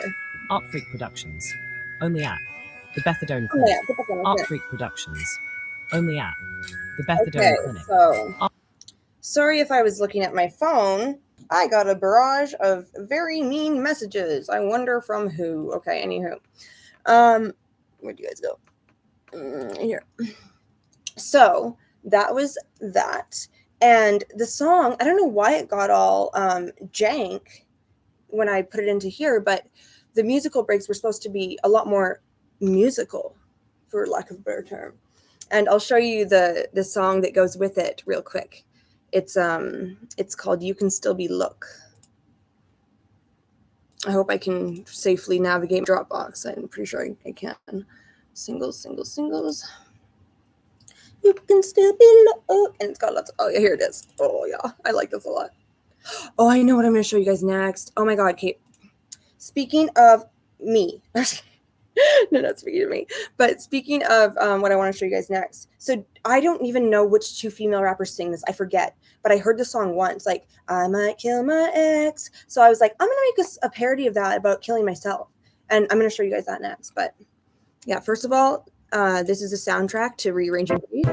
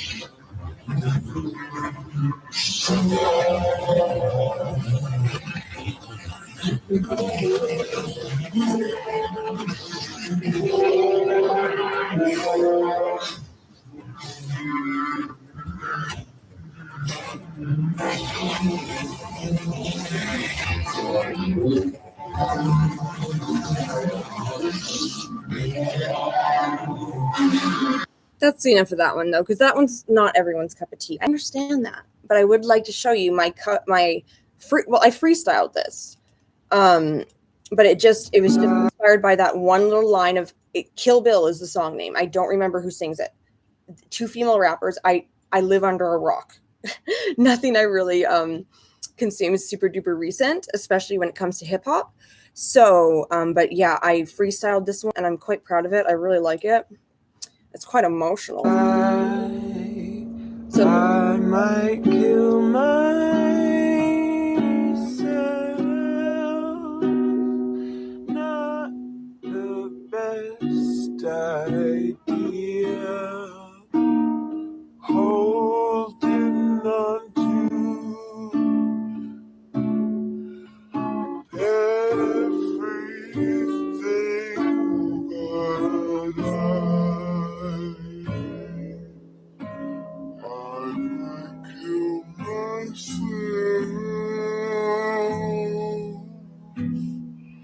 I still love everything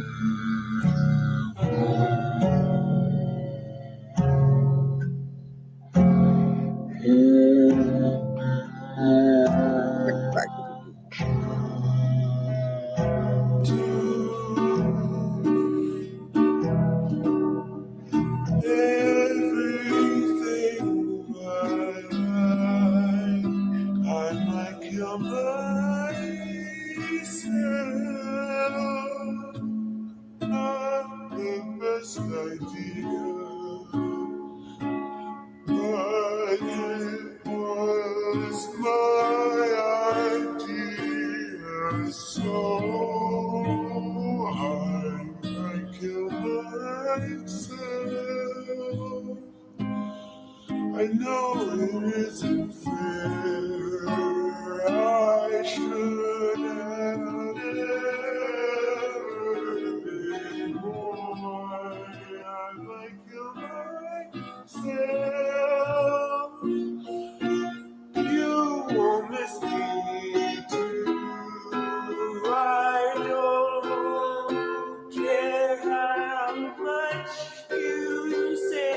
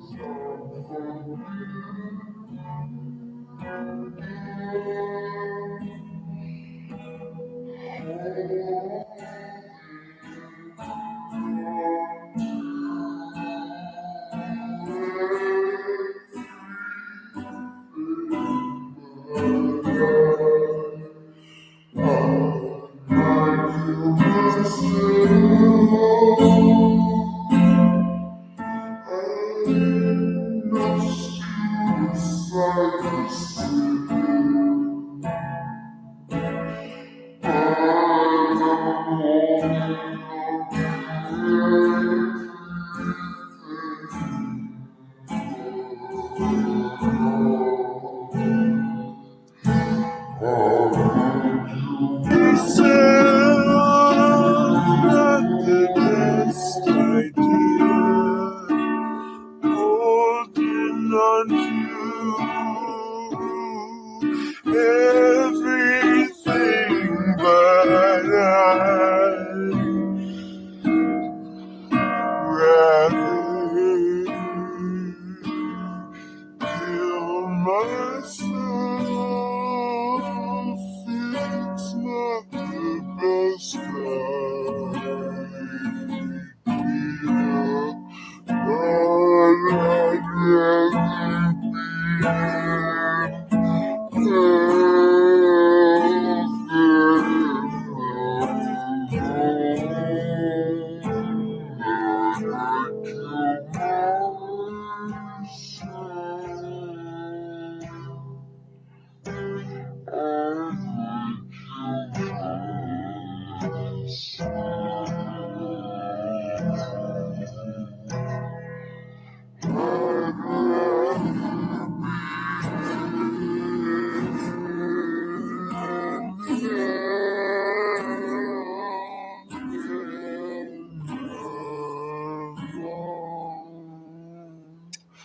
I might kill myself.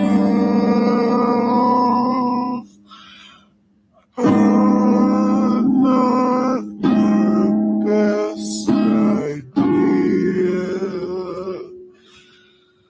Holding on to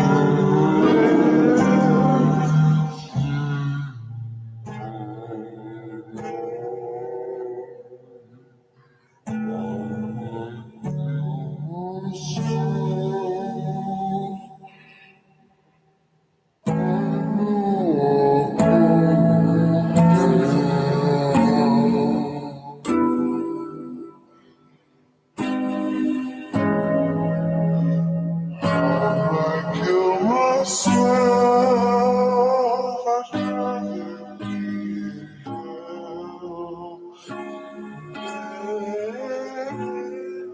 be alone.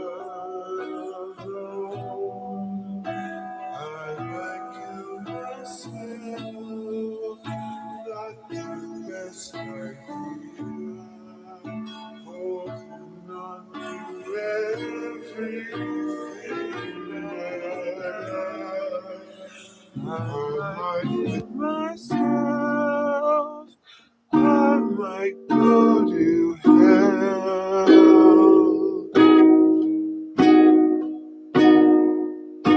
Holding on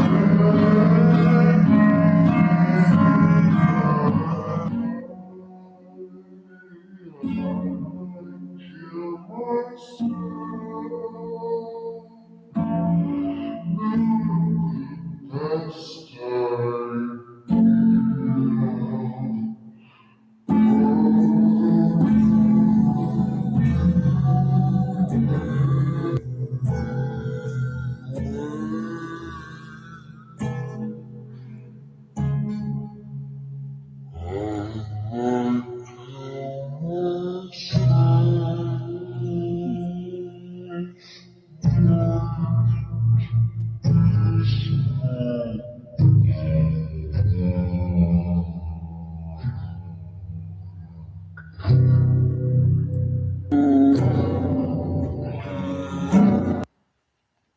You like that shit or what? Speaking of just that theme, but this is not like how the theme of that is, this theme is don't, and I would love to play you guys this song because I'm really, really good at this song. Like, oh my god, I am so good at this song, and I would love to play it for you guys. And by the way, I'm getting a barrage of really, really, really idiotic, dumb, immature, just fucking Neanderthal text messages, and I'm trying my best to ignore them. So I hope you guys don't notice my what's the word? I almost said contraception. That's not what this is. Contraception is birth control. I don't know what to call it, but anyhow, I don't really love Mazzy Star because one of my ex-girlfriends used one of her songs to seduce me, and then she was like really mean to me and broke my heart. But I love this song.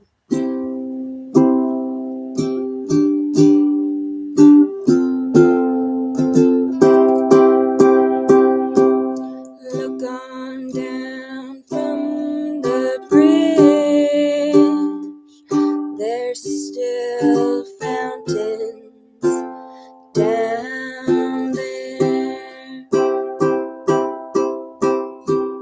Look on down from the bridge, it's still raining down here.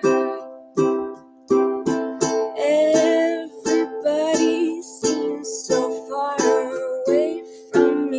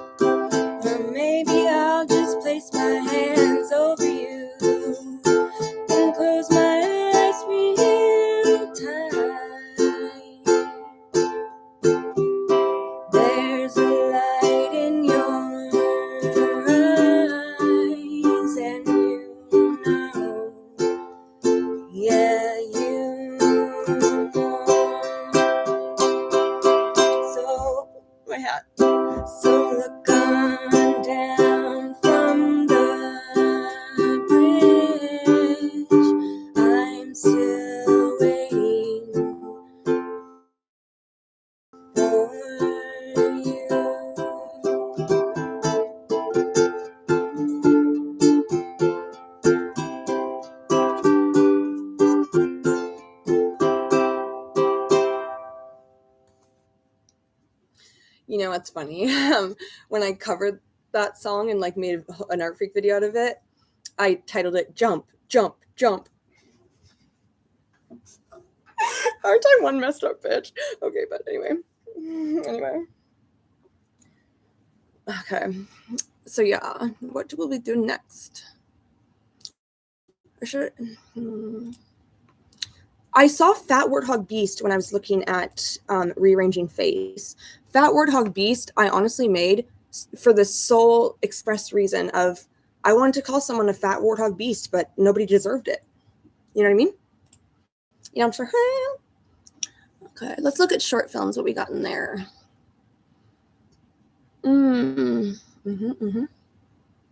Yes, quite. I'm such a silly bitch. It's like here's my first ever short film that's like under 3 minutes. Let's check that out for a sec. Anybody have any input or objections or requests or grievances or compliments or I don't know, things to admit, undying love to confess? Okay, one at a time. I'm just kidding. I'm kidding. I'm so stupid. I'm just being silly when I do those things, guys. Just so you know.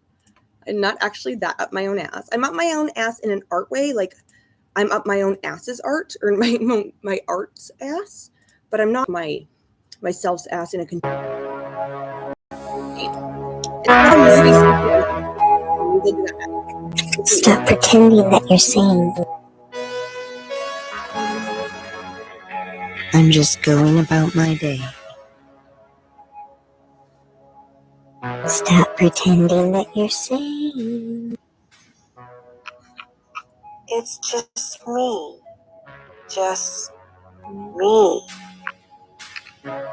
Just you? You're lying.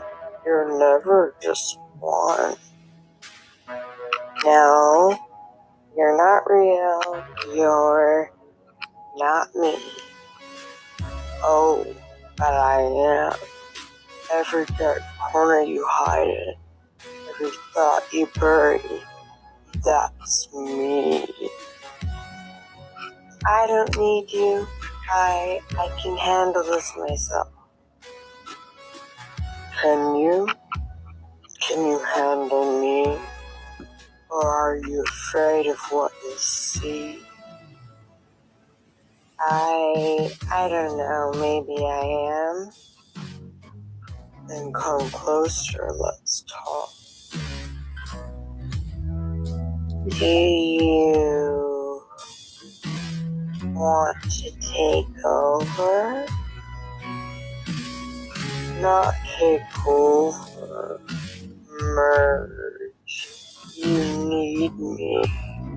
I need you. No, I need me. I can't be this. This is you. This is you. Stop pretending you're whole. Stop pretending you're sane.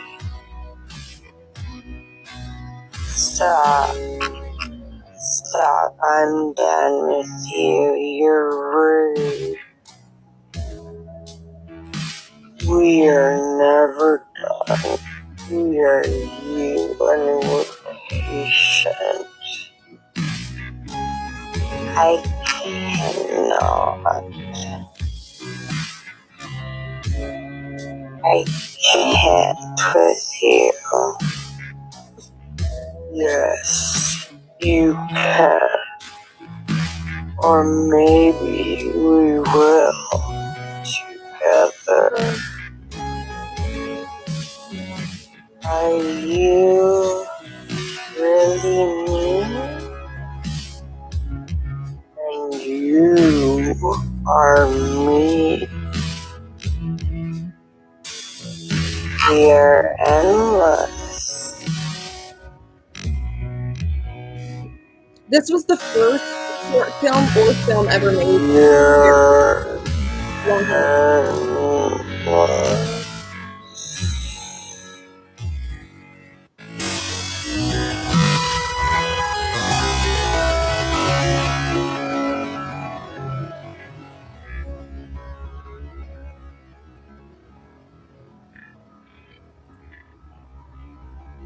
Okay, so here's what I'm thinking, guys. Okay, I'm gonna give you.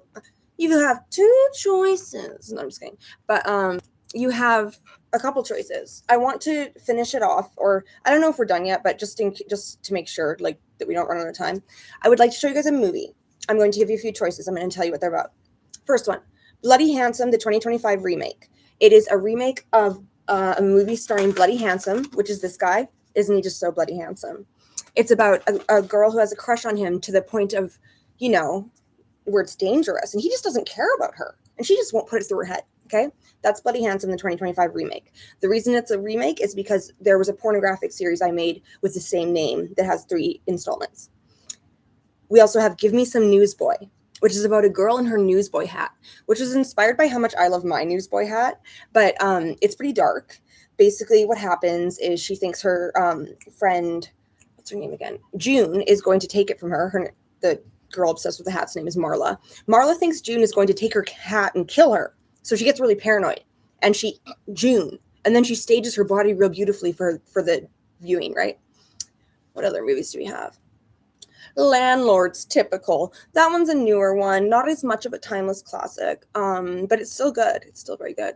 Boom Boom Ain't Great to Be Crazy is about some women living in a halfway house / mental group home, and one of them just is driving the others nuts. What other movies do we have? My very first movie ever, The Cowboy Creep, a Wild Western. Oh God, because as you all know, I'm a cowboy baby, and I play Cowboy Tex in that one. So anyone have any votes? There's Cowboy Creep, Give Me Some Newsboy, Bloody Handsome, the 2025 remake. Once Is Not Enough. Oh, that one's the sequel to this little short one, but it's a whole movie. Landlord's Typical. Boom Boom Ain't Great to Be Crazy. So that's 6 choices. Bloody Handsome.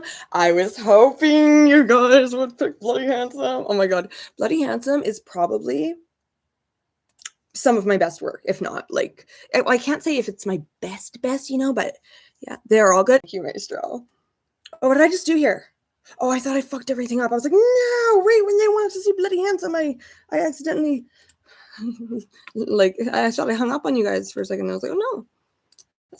Yeah, let's go to my movies. And while we're in the folder, I can just show you, the amount of movies I have. Where's M? What the fuck am I? Oh, right here. Movies. So here are, some stuff is in the wrong folder. That's raw stuff, but here's my movies. Fix It based on going to be easy. Can't Find the Lord is about God going to the psych ward and not getting the help he needs. You know what I mean? But yeah, Bloody Handsome is a great, I almost said icebreaker, but no, a great way to get a feel for an original art freak film, Bloody Handsome, based on a 3-part pornographic series by Bethadone, at the Bethadone Clinic, home of Art Freak Productions. Drum roll, please. Oh, there's no bonus. Drum roll, please. I'm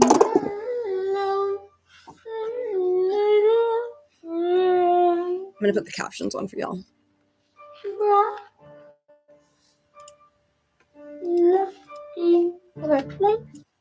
I'm just seeing if I can make the captions bigger at all, but I don't know how. I hope it's okay.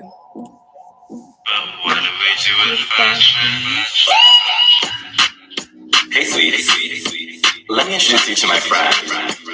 This is just getting Her name's Passion. She's always my plus one. Passion. And what? Hanging out with movie stars. And what? Her name's Passion. And what? Passion is just a cute idea. Like today, it's a scene you should fear. And what? Maestro recognizes this song, and that's all I'll say. And what do we do with fashion?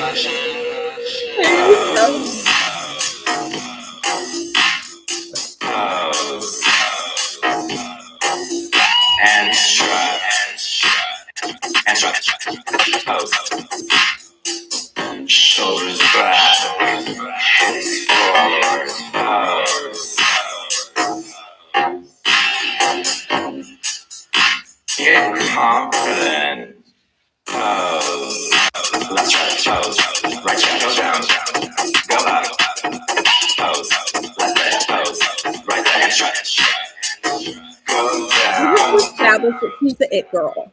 Go up.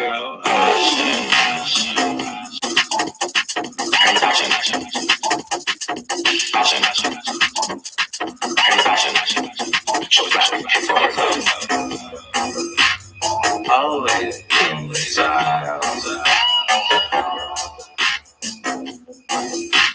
House if your legs are longer than a mile. Shoulders back.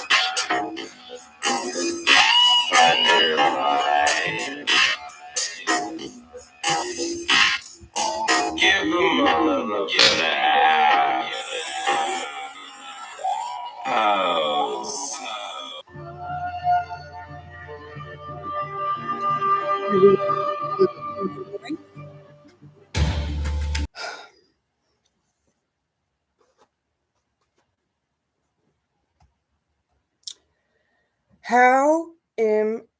How embarrassing. I'm sorry about that. I don't know. Sometimes my computer just does this thing where it all of a sudden goes and it just like turns off and says like, you got to turn me back on for a sec. Like literally it does that sometimes. I don't know why. Anywho, what?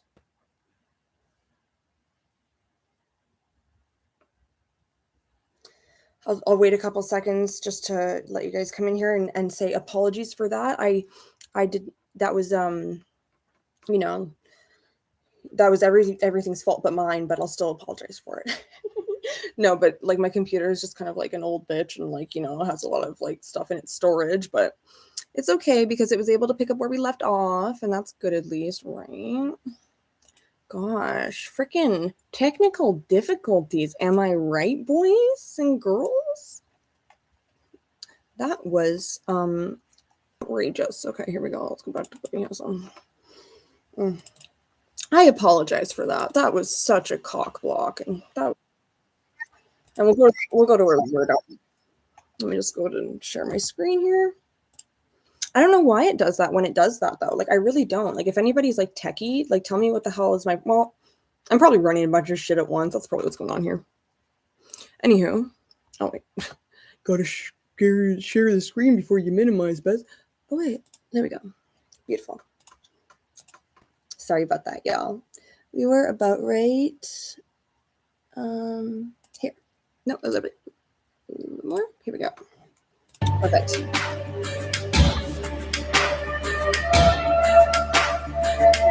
Sorry about that again. How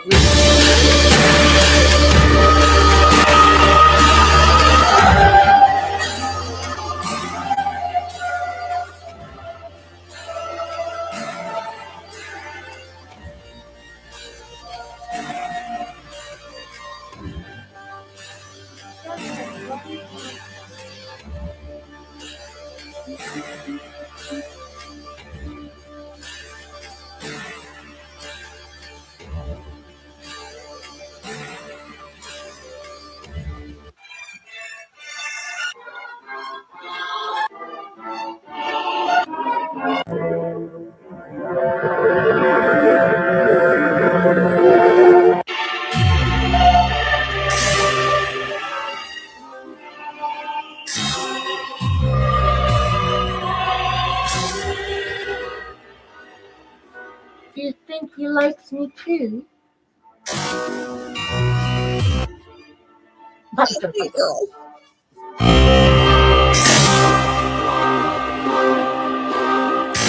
Bloody Handsome once again was running late, and Linda could not put on a happy face.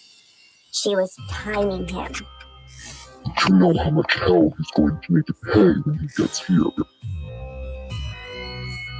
We'll be here soon.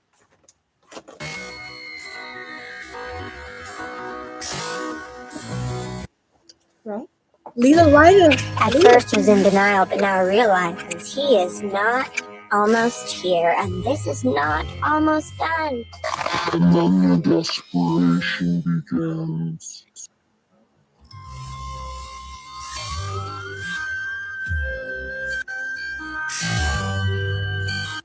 Start moving fast enough.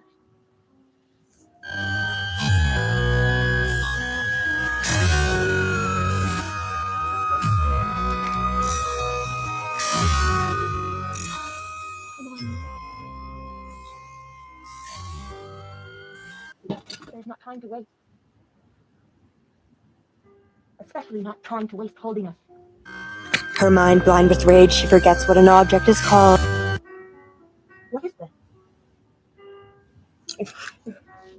Let me tell you guys a little fun fact. An hourglass. Okay, so you know how it said her mind, so whatever, she forgets what it's called. I literally forgot what an hourglass was called. I was like, sand timer. I was like sands through the hourglass. I was like, sand glass? I was like, what the hell is going on here? I was like, am I okay? And it took me a minute. Like, I cut out a lot of me going, huh? So yeah, just fun fact.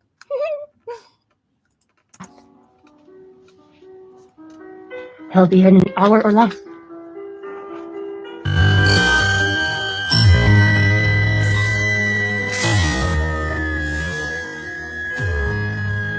There's the squad. Mr. Handsome. When he finally creeps in, Lila Linda is busy elsewhere. It takes her a moment to notice him. And boy, does that piss him off. Lila Linda? She always bloody needs attention. I know I'm very late. I just don't care a lot.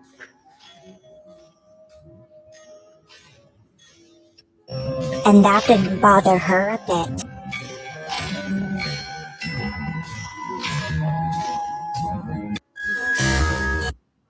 I mean the things I say. Lila Linda. She remembers death threats, casually dropped, but death threats. Have you lost your goddamn mind?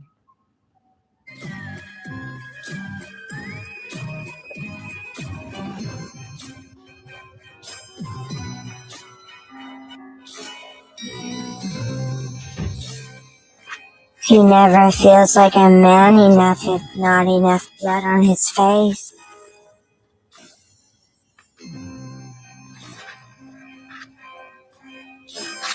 Just in the right spots, too. He'd hate to look a mess. Sorry about that. I like to look my best. Metrosexual ass, Ryan Seacrest ass. Metrosexual ass, Ryan Seacrest ass. Clean and fresh face. See, I slip in jokes.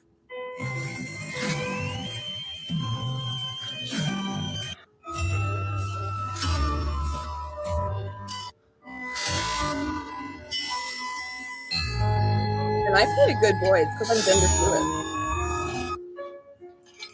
Huh. I've got better things to do, like smoke from this pipe. Smoking kills. I guess you do too, but who will first?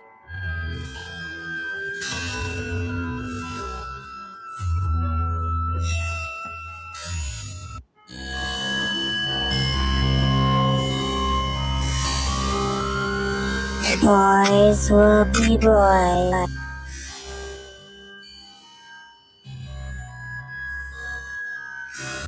Bloody handsome.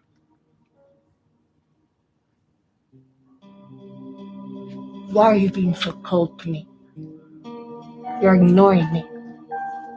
Cold from blood loss. I brushed my hair for you.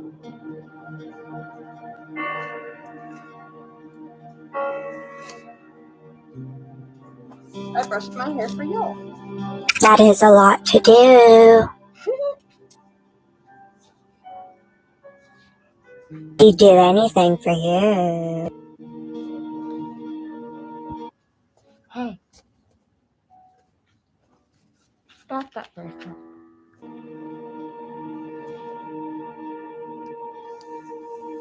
Said. Stop. She's done fucking around.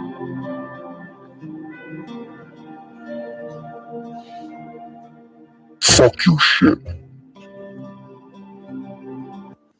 I want to spend time with you. Too much time with you has been spent. I know you're very bloody. And I know you like it. But blood is just memory. And I want to remember you. You creepy psycho bitch. Courtney stalks, comes out of her room, tries to talk sense into Lila Linda. Courtney, you don't understand.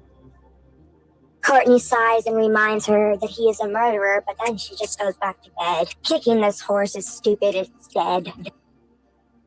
He's so bloody handsome. He doesn't believe it. Courtney. She's lucky Courtney isn't there to hear her take a tone like this. I gave him that.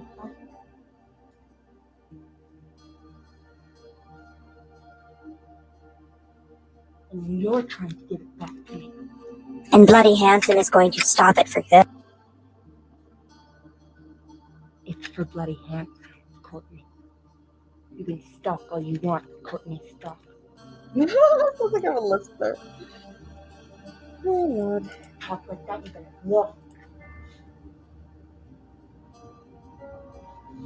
Lila Linda reflects on how she talked to Courtney Stalks, and it hurts her.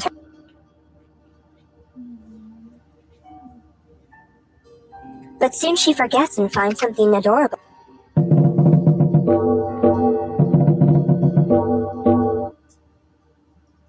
This snow globe eases the pain.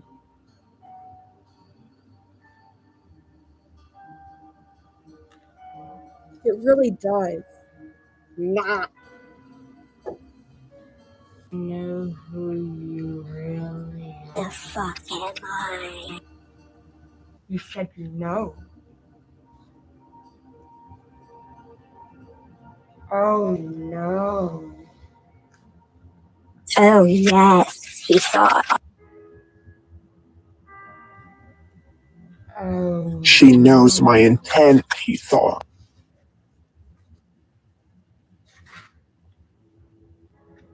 I haven't even seen her scared yet, he thought.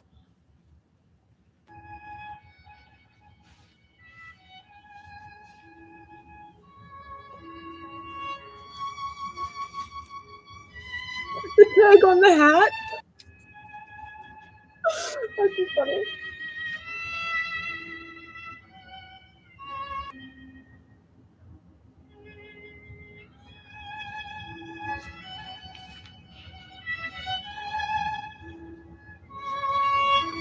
I don't feel that way about you, Lila Linda.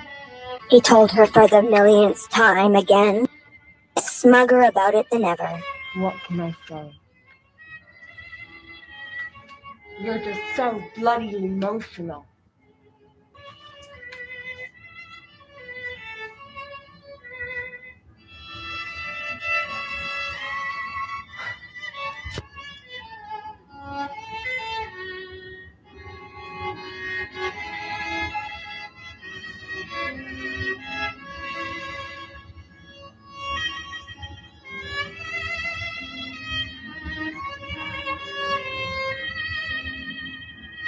You ready for me yet? Said the knife. You ready for me yet? Said the knife. I trust you too. Lila Linda always trusted Bloody Hanson. What reason had she not to? Every reason, girl. That's what's funny. Trying to see how happy I am? He's about to be thrilled. To see me? Until she got into his way. For the moment. Bitches be crazy, I tell ya. Get some help. Get some help. Or I'll help you myself.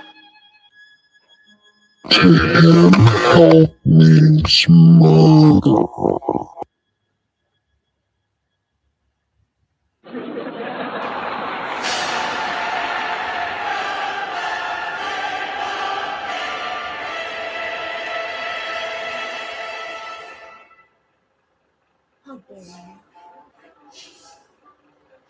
This is why Linda feels betrayed again.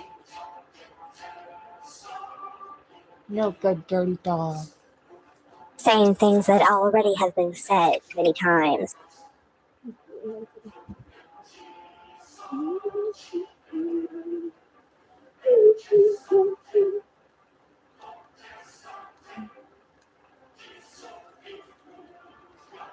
She gives a verbal lashing at him. More so with poses than with words. If looks could kill, you'd be murdered. He's the deadly one now.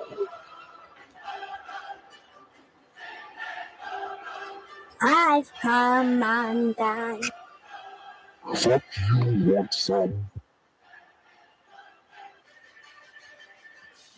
I'll show you what I think of your sports.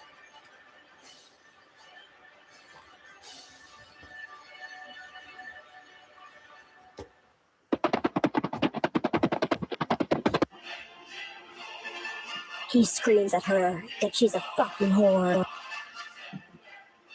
She is untouchable.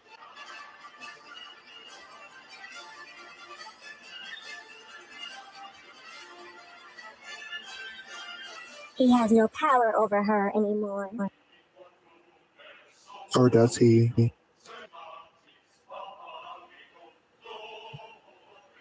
Lila Linda is smoking hot.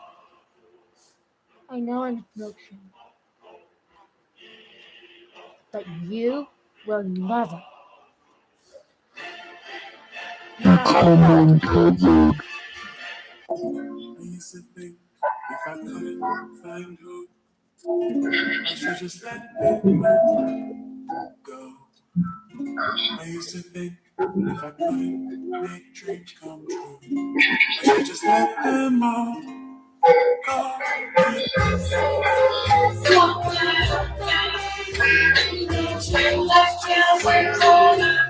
This is the one who's playing this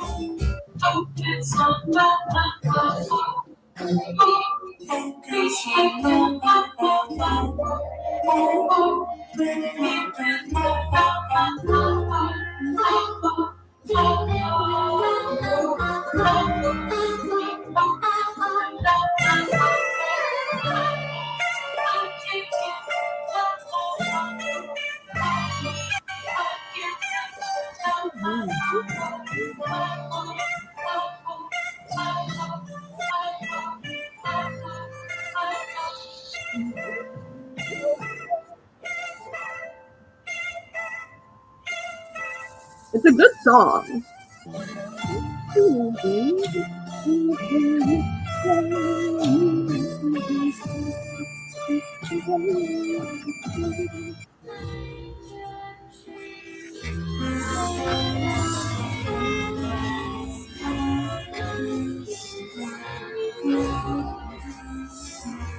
Original Art Freak production based on a pornographic Art Freak production. Characters played by Bethadone, written by Bethadone, directed by Bethadone. The Bethadone Clinic, only home of Art Freak Productions. Thank you for watching. I used to think if I couldn't find hope, I should just let it all go. I used to think, yeah, was this bad boy? Now let me see where we're at. What would I have a musical? Let's look at a musical real quick. What's a good musical of mine that's not too long and protracted? Little Pillows for Little Bitches and I'm a Little Bitch. Oh my god, there's a parody in there of an ABBA song that goes, the pillow takes it all. So we might do that one, but let me just see what else I got. Jump, jump, jump. As the weight turns into circus in her head, turn me on. That one's a long boy. As you can see, I love this musical. It's a short one that we'll at least start with, okay? It's called Blood Shears. It's about dyeing your hair with blood. I stood in the bathroom. Thank you, Mason. Pale as a ghost, heart in the sink. One of my With the things I love down my wrist, a river divine. I painted my crown with the proof of my crime. The mirror looked back, it didn't approve. Said you always destroy the things that move. But I needed a color that matched what I have done. So I bled myself into the sun. Now my hair burns red like a guilty flame. Every strand whispers my name. Don't ask. Just in case anybody doesn't know, fun fact about me, I have a blood obsession. Oh. Ask the shade, it's not from a store. It's the color of the girl who wanted more. The towel's a relic, the drain's a confession. Art made from impulse and self-possession. I wanted to glow, not fade away. So I baptized myself in a mortal way. They call it madness, I call it design. You wear your heart out, I wear mine. A crown of consequence, tangled and wild. A scarlet halo for a feral child.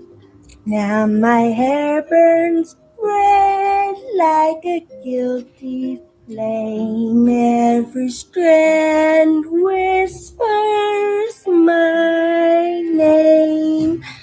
Don't ask the shade, it's not from a store. It's the color of the girl who wanted more. Do you see me now through the red veil? I've become somehow alive, defiant, a walking vow to never go pale again. So when the moonlight hits just right, it glows like sin in the dead of night. I died in truth, not peroxide, and I've never felt more alive. So that was the first ever Art Freak musical, if I remember correctly. I mean, we can scroll down and make sure, but why are we in movies? We should be in musicals. I should just show you guys The Pillow Takes It All because it's ridiculous. Yeah, no, these are not in the right order because that one was the first one. And yeah, but let's you guys are gonna be like, you need to go to prison, Beth, for this one. It's ridiculous. But it starts with, I just had the line in my head, little pillows for little bitches, and I am a little bitch. I thought of that and I was like, yeah, let's run with that. And then it turned into ending with an ABBA parody that's like, the pillow takes it all. Like, honestly, lock me up and throw away the key. But anyhow, oh, oopsie daisy, what the heck? There we go. But yeah, it's called Little Pills for Little Bitches. Pillows. 4 little bitches. Little pillows for little bitches, and I'm a little bitch. And I keep saying it quieter each time, like if I whisper it enough, it'll stop being true. Like the pillow will absorb it the way it absorbs drool and tears and heat and all the gross evidence that I exist. My mouth is right up against the fabric now, breathing in that stale, warm, nothing smell, confessing to cotton because cotton can't interrupt me, can't correct me. Can't say no, that's not fair to yourself. I don't want fair, I want accurate. I want the words to fit like a bruise you press just to make sure it still hurts. I'm a little bitch because I fold, I crease, I cave in on myself like cheap furniture. Life leans on me with one finger and I collapse dramatically and noiselessly, apologizing the whole way down. Sorry for taking up space. Sorry for needing anything. Sorry for existing at a volume that might be detected by someone else. I whisper because even my anger feels embarrassing. Like I borrowed it without permission and need to return it before anyone else notices it not belonging to me. Just to be clear, and I know you guys know these aren't all fact, but my anger does not embarrass me. Try me. The pillow listens. The pillow always listens. The pillow is my little bitch. The pillow doesn't No, it does. I admit I rehearse conversations I'll never have, victories I'll never earn, versions of myself that don't flinch at every sudden sound. I tell the pillow how I hate how I flinch. I hate how my body reacts before I breathe. Am I fast enough? I hate how I want to be seen and immediately want to crawl out of my own skin the second someone actually looks. I'm a little bitch because I want comfort more than truth, and I hate myself for that too. I want reassurance like a drug, a quick hit of someone saying you're fine, you're good, you're normal. And the moment I get it, I'm disgusted with myself for needing it. Pathetic loop. Beg, receive, despise, repeat until exhausted. The pillow gets wetter, the pillow doesn't complain.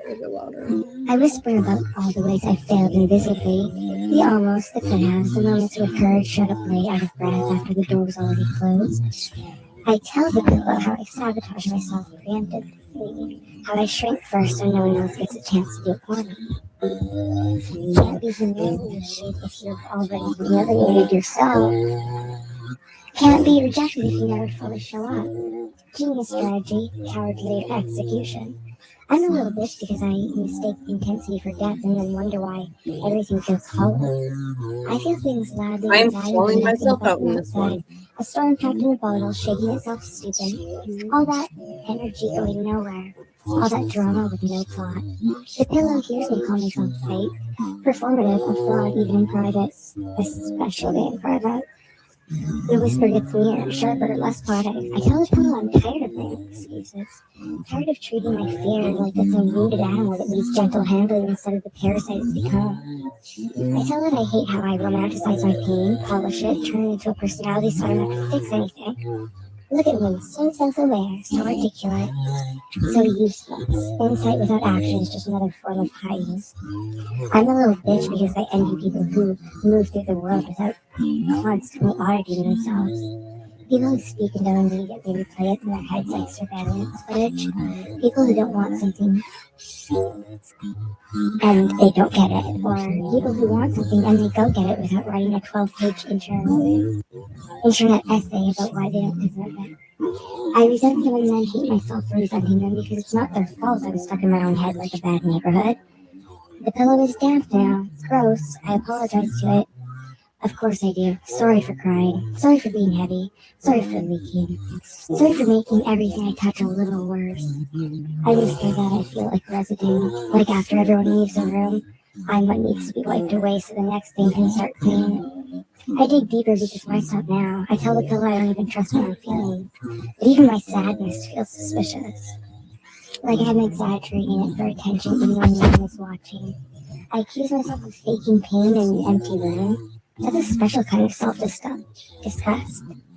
Method acting for an audience of destinites. I'm a little bitch because I want to be extraordinary without enduring the process of becoming extraordinary. I want the ending without the middle. I want to be admired for surviving things I avoided confronting. I want credit for wars I never fought, and when reality doesn't hand that to me, I sulk, I curl up. I whisper into fabric instead of standing up and risking being bagged at something in public. The whisper is almost a hiss now. I call myself weak, indulgent, self-obsessed. I say I confuse introspection with Hi, Damien progress. and Michael. I say How I are built a shrine to you? my own Here, suffering let me and just let go you out know what we're nightly, doing real quick. wondering why nothing changes. I say So right now we are watching a musical. It ends with a ABBA parody, and it's called Little Pillows for Little Bitches. The ABBA parody goes, "The pillow takes it all," and it's basically about me hating myself because I find myself entirely way too performative at times, and I find it very just nauseating. How are you doing? if I really wanted out, I'd do something different. But it does get Anything ridiculous. different. But the song But at the here I end, am we don't do. again, face pressed into a pillow, because I'm a little pillow bitch. I'm glad you're Nagging great. thoughts like they're scared.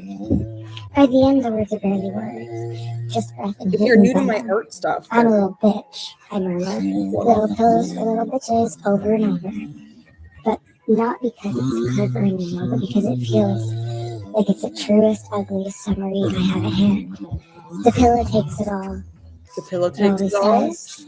I Nice. lie Oh, there thank afterward, you. hollowed out, That's kind of a hating myself for staple hating myself. when it comes to Too that. tired to even feel dramatic about it anymore. Just quietly convinced that this, the whispering, shrinking, self-devouring loop, is exactly what I deserve. Little pillows and self-devouring loops for little. Oh, here we go, baby.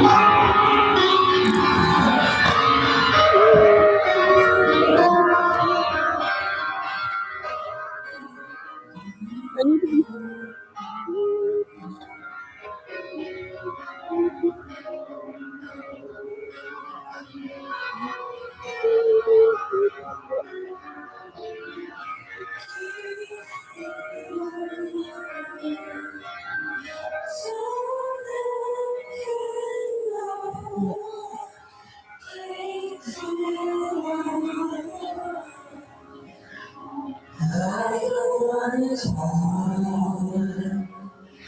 Am I right, Dad?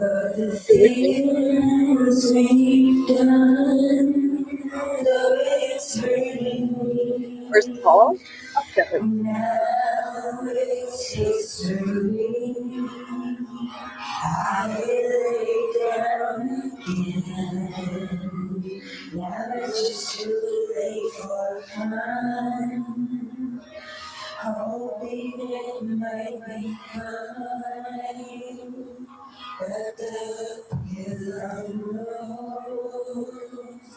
Every single thought inside my mind.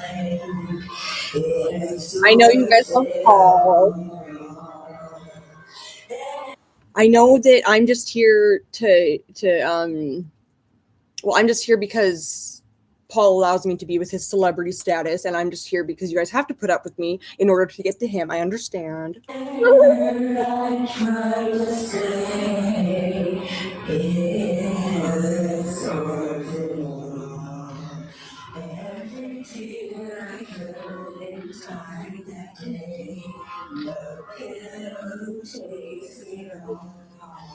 I know.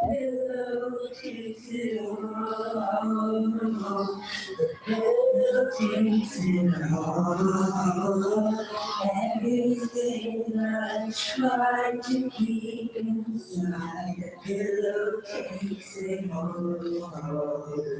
Pillow takes it all. All my secrets are in my heart. I'm a celebrity. I was I know. Thank you. I could hold my own, face the world alone, but Let's try. I And let me just Paul love it. hope I have it strong. I press my face and whisper, I surrender, I fall. It's hard to go. Every doubt, every little fear, it's hard to know. Every night I'm crying here. I don't even like ABBA, by the way. I hate them. I don't know why I did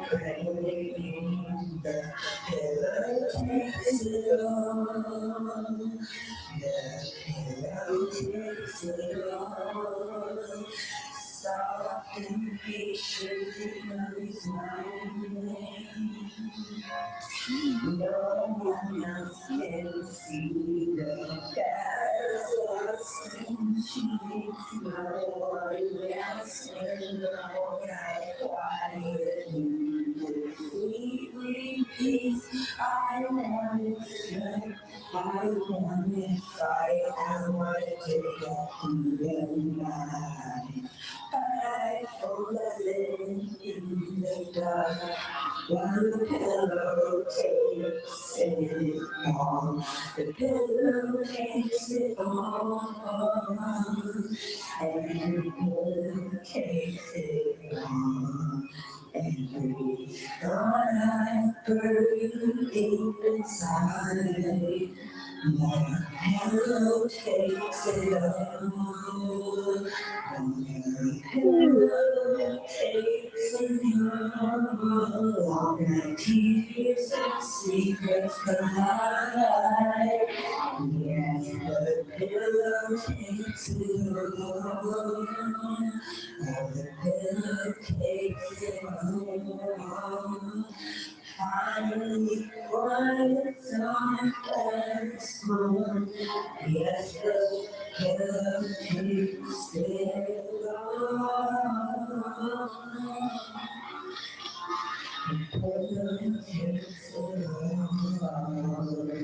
Oh no, we have a glitch. Anyway, I'm sure you guys have had your fill of that song, but you don't catch me live much. I'm not live much, like, to be honest. And when I do now, I private it afterwards. I'm not going to private this because it's an art live, but I just had never done these art lives on this channel. I'd always done them on Twitch, or I did one on another channel that got deleted because do you know how many times I've been banned from websites, from like almost every website? It's ridiculous. And I never even do shit wrong. But let's do a quick live song before the next thing. And if anybody has any requests for what the next thing should be, tell me. There's concerts, there's covers, there's EPs, there's singles, there's movies, there's musicals, there's short films, there's silent films, there's satires, there is allegories. You want them? My God, I'm dripping like water. But I'll play a quick song while you think about it.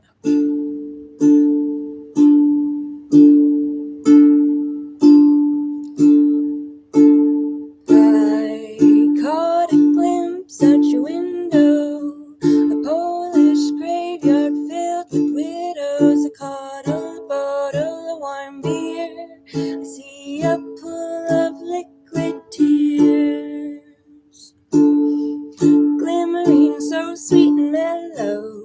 A sea of wilting willow, a secret book of forgotten wishes, drowned in ponds with broken dishes.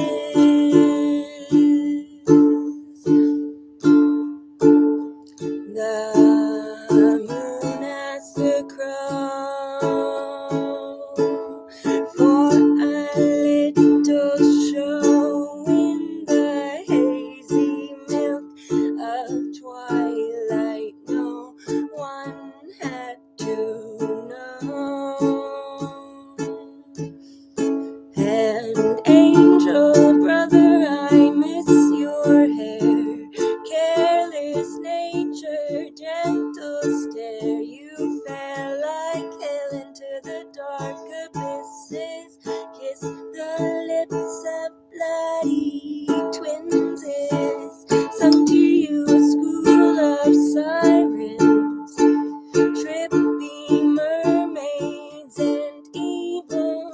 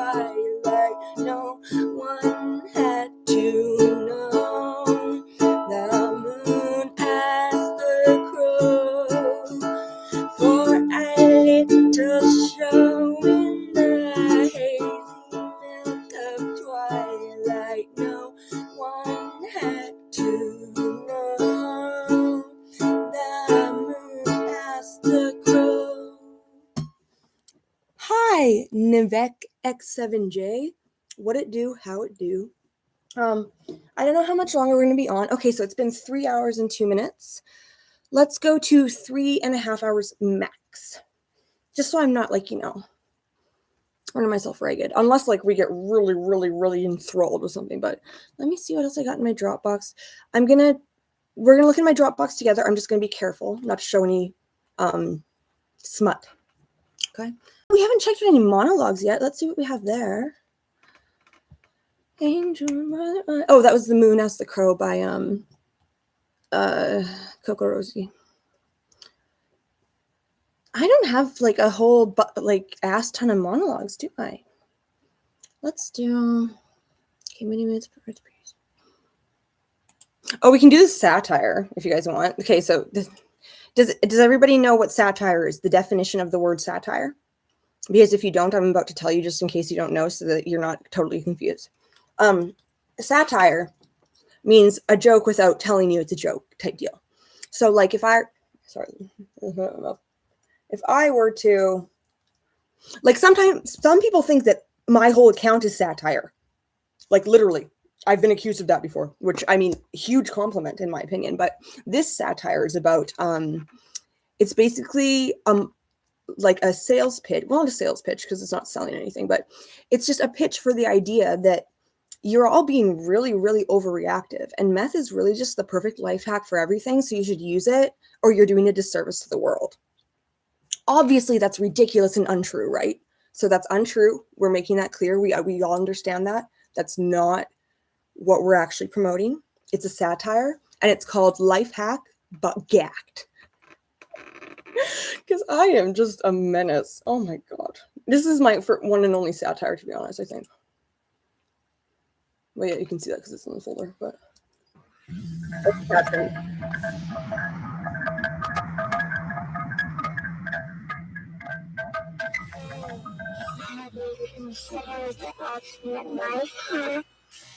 That's not full screen.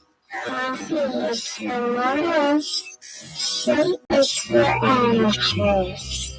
The true elite simply microwave their good receptors.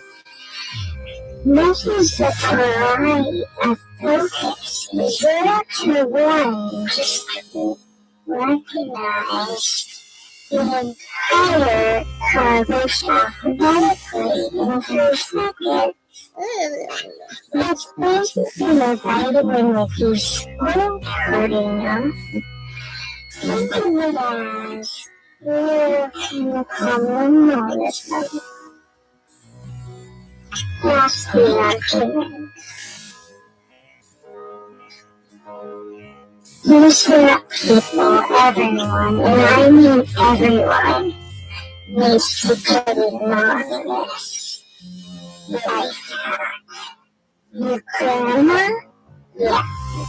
The mailman? Absolutely. Babies? Born externally. Hustle culture begins in the womb. Hustle culture begins in the womb. Like projects at the productivity sector. And you feel upgrade to being human. If you're not doing it, you're basically still normal. Real legends hate rise their dopamine pathways like champions. Don't walk away from these people. Oh. You don't understand efficiency until you... And if you're curious about the visuals here, it's just like a video of me kind of just like eye fucking myself that I've done a whole lot of effects to. I've watched 2000 faster neurons. Sleep at day. It's a legacy feature. Humans are sleep because they can build health sleep too. You can build sleep. They rest with our mortal soul while they're astronating. If you embrace my patented activity and reality dissolving magic. Yes, you and your smart words, common sense, and the gloss. Listen There's every night lying in suffering, like some kind of medieval pest. Meanwhile, I've transcended.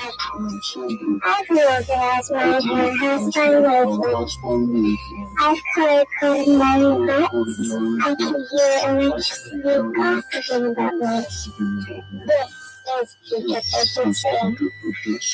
And listen, you can't do this way, you're hurting silence. Civilization could be learned by means of our own just optimizes. On the off chance someone's entering before, like, I mean, since my last spiel about this is satirical completely, not literal. Just do you realize how much faster group projects have been? Now I would think of like a jazz band on fast forward. All the lessons in that night. Impossible one to understand like the keys are all sure. Termination. Perfect.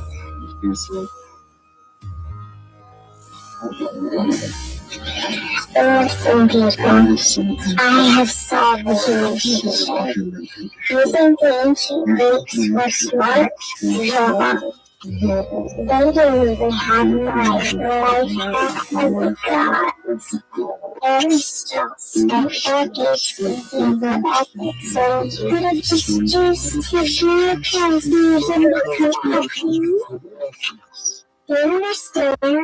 I am nearly 400 miles per hour. You're tracking a tiny lot of concerns, force relationships, gravity. That's why you're not floating. I achieved levitation in 51 seconds yesterday, sure.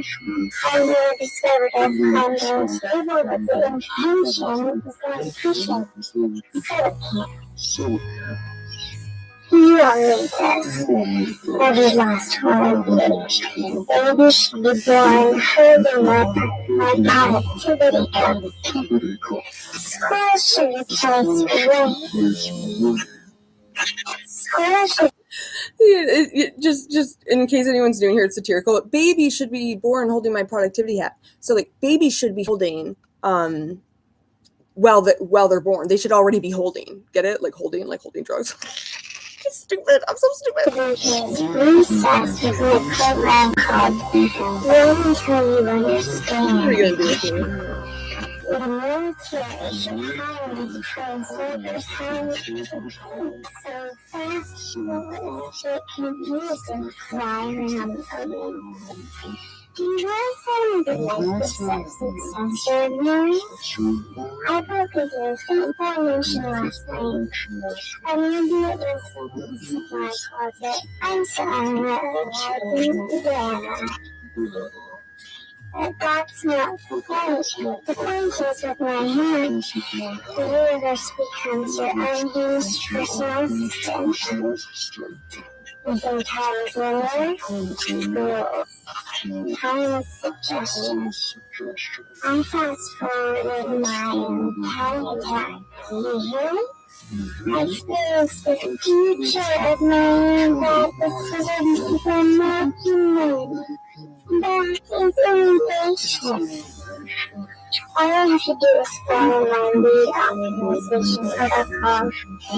It's just a complicated way of saying exactly what I said forever. This is the next humanity, not evolution, revolution, chemical evolution, no spiritual combustion, connectivity that creates a crater where your soul is to everybody must do this.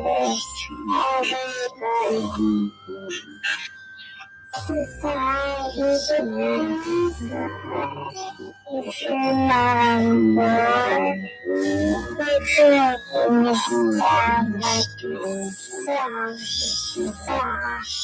like true race car.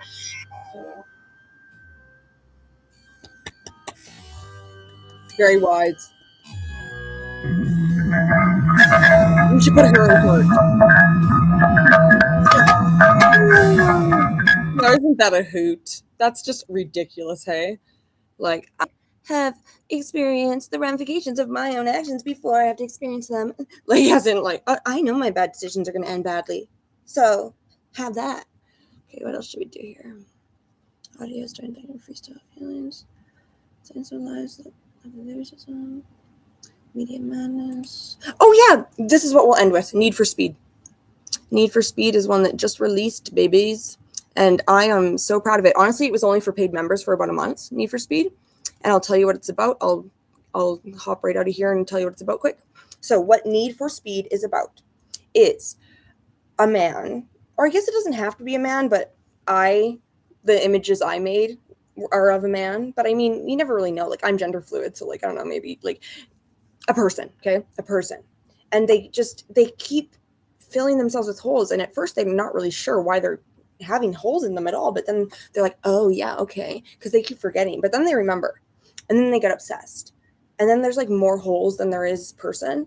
And then things start spilling out and they don't like what's spilling out, but they also don't like the person that they're poking away. And it's because it comes like this compulsion that at first was like helping them stay put together. But now they can't stop leaking. And it is a metaphor for shooting up meth a little bit. Yes, you got me. Hands up, don't shoot. But it's not like super literal like that. And it's just got themes of that type deal. Like, you know, there's always going to be some type of theme of self-mutilation in my movies, man. Y'all know me. Y'all know me. I got my interests. I'm just a dark, creepy little creep. I'm a creepy crawly. His body was a leaky vessel dot. At first, it was just one pinprick on his arm. A tiny mouth opening where skin should have been loyal and sealed. He stared at it with the offended focus of a man who expects better craftsmanship from the universe. Things were not supposed to come undone like that. So he did what made sense to him. He felt the hole. Relief followed warm, bright, persuasive relief, and within a feeling that he had outsmarted entropy. The world sharpened. His thoughts lined up like soldiers. The hole closed, or seemed to. Problem solved. Then another appeared. On his thigh this time. He didn't remember making it. He resented the implication. Someone else must be doing this to him. Some quiet saboteur with a steady hand and a cruel sense of humor. Someone else Again, he filled the hole. Again, relief. Again, the sense that he was winning. The holes multiplied. They showed up overnight. During conversations, between blinks. He'd catch sight of one and feel the same surge of panic a homeowner feels spotting water damage, creeping up a wall. You don't ask where the water came from. You patch, you seal. You keep the house standing, Dot, so he patched and patched and patched, Dot, each fix demanded another. Each moment of clarity narrowed the frame of his thinking until only one rule remained. Holes meant danger, and filling them meant safety. When he tried to remember when his hands had started trembling, when sleep had become an old rumor, his thoughts slipped sideways and dissolved. Memory itself seemed full of holes. Mirrors became hostile witnesses. He avoided them, then smashed them, then apologized to the shards because they looked like more openings, more mouths accusing him of neglect. His body no longer felt like a body. It was a map of threats, ASIB. A thing always on the verge of spilling itself out onto the floor, sometimes briefly. Terribly, another thought intruded. What if I'm the one making them? The idea felt obscene. He rejected it with practiced speed. Blame had to live outside him. Otherwise, the math collapsed. Otherwise, there was no remedy, and all doubt the despair came quietly. Not as fear, but as exhaustion.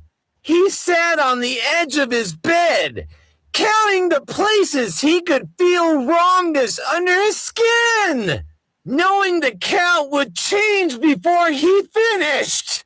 The solution that once felt ingenious now felt mandatory, mechanical, joyless. There was no triumph left in it. Only duty. By the end, he wasn't trying to fix himself anymore. He was just responding. Hold Phil. Hold Phil. A ritual stripped of meaning, performed by a man who could no longer remember what an unbroken body felt like, or whether it had ever existed somewhere deep, beneath the noise and the certainty. The truth waited. There had never been an enemy but his own hands, guided by a mind that had turned against itself. But that truth required a kind of stillness he could no longer tolerate. Stillness felt like another hole. He decided the body was a container, and he was the spill. This conclusion did not arrive all at once. It took time, the way rust takes time, working in from the edges until the center realizes too late that it has already been claimed. He had once believed in simple things. Skin stays where it is placed. Thoughts obey the traffic laws of logic. The face in the mirror keeps its promises. Then the first absence appeared. It was not pain that drew his attention, but the idea of it, a sensation of draft, where there should have been closure, a wrongness both physical and philosophical. He prodded at the feeling with the fascinated horror of a man discovering a crack in the foundation of his home. The body, he thought, was supposed to be finished. This one wasn't. It leaked. He came upon a solution that felt, in its way, elegant. You fill what's empty. You stop the leak. The mind, once it decides something is true, can become a tyrant with impeccable manners for a time. The solution worked. A brief hush fell over the constant hum of dread. Colors behaved. Corners stopped moving when he looked away. The fragile architecture of his thinking stood upright, proud as a child's sandcastle holding against the first wave. Then new absences appeared. They showed up in unlikely places. A shoulder, a shadowed place near the ribs, sometimes everywhere at once. Like stars you can see only if you don't look directly at them. He could not remember how they began. His memory had become a hallway full of doors that opened onto other hallways. When he tried to backtrack, the floor rearranged itself. Someone was doing this to him. He decided that someone acquired many names. The neighbors. The invisible ones between the walls. The version of him that came out when he slept. He followed clues that weren't there with the seriousness of a detective in a dream. A sound in the pipes was a plot. A misplaced glass was evidence. His own reflection was an accomplice who refused to testify. He patched the new absences with the only thing that had ever seemed to work. Relief came again. But thinner, like a promise repeated once too often. It writhed with strings. His thoughts accelerated beyond steering. They became a weather system, lightning without rain. Time collapsed into a perpetual now that devoured before and after. Language frayed. His mind rearranged into mosaics that were beautiful for a second and then unbearable to look at. The absences multiplied with the kind of sick logic as reality. Insulted by his attempts at repair, had decided to participate. He woke with the conviction that he was being whittled down by unseen hands. He slept less, then barely, then not at all, living in a stretched moment where the clocks only pretended to move. There were intervals of clarity, but they came with a price. In those moments, he sensed a terrible symmetry. The fixer and the breaker shared the same hands. The idea approached him like an animal he didn't want to scare. He pushed it away. To accept it would mean dismantling the entire story that allowed him to keep going. It would mean standing unprotected in the open air of the real. He preferred the workshop of delusion, where cause and effect could be negotiated. The world began talking to him in codes. Streetlights blinked in sentences. A radio 2 apartments away was aimed directly at him, its messages wrapped in songs he didn't know. A stranger's cough contained instructions. His own heartbeat was a Morse signal, stressing urgency, urgency, urgency. He walked through rooms like a man moving through a crime scene, aware that he was both witness and suspect. Unable to say which frightened him more, the absences were everywhere now, if not in the flesh, then in the shape of his days. Conversations had holes. Memories had edges chewed thin. Meaning seeped out of formerly solid words. Friend, home, tomorrow. He had the sensation of living behind himself. Watching a person with his name move through a life that had grown to large and to loud. He filled. Because filling had become not just a solution, but an identity. A caretaker of leaks. A custodian of the failing vessel. He performed the ritual without joy or hesitation. The act no longer promised happiness.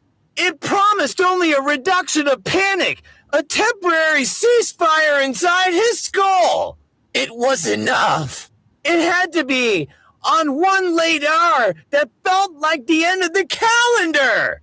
He caught sight of himself in the black glass of a window. Not a mirrors. He had learned to distrust but a city at night, holding his shape loosely on its surface. He saw not a man, but a constellation of gaps, a figure outlined by what was missing. The realization did not arrive as a thought. It arrived as gravity. He was not leaking. He was being hollowed.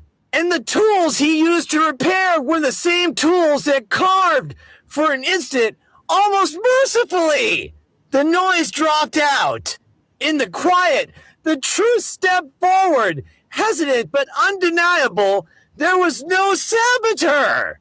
There was only illness, sitting where reason used to sit, wearing his voice, guiding his hands. The absences were not doors that others opened. They were circles he had traced in the fog of madness, forgetting each time that he had been there before. Despair came not as drama, but as weight. He sat down on the floor because the pride seemed like an arrogant posture for a man who could no longer trust the boundaries of his own skin. He did not cry. The machinery for crying had been dismantled weeks ago. He simply understood in a clear, terrible way that the map of his body and the map of his mind now shared the same error. Both were convinced they could be fixed by the very thing that was breaking them. He closed his eyes and listened to the vast, busy silence inside him. Behind it, faintly, lived a smaller sound he had been avoiding, the part of him that still wanted rescue. The stubborn mammal instinct that looks for hands, for light, for the ordinary miracle of another nervous system saying, stay dot, it was not redemption. It was not even hope.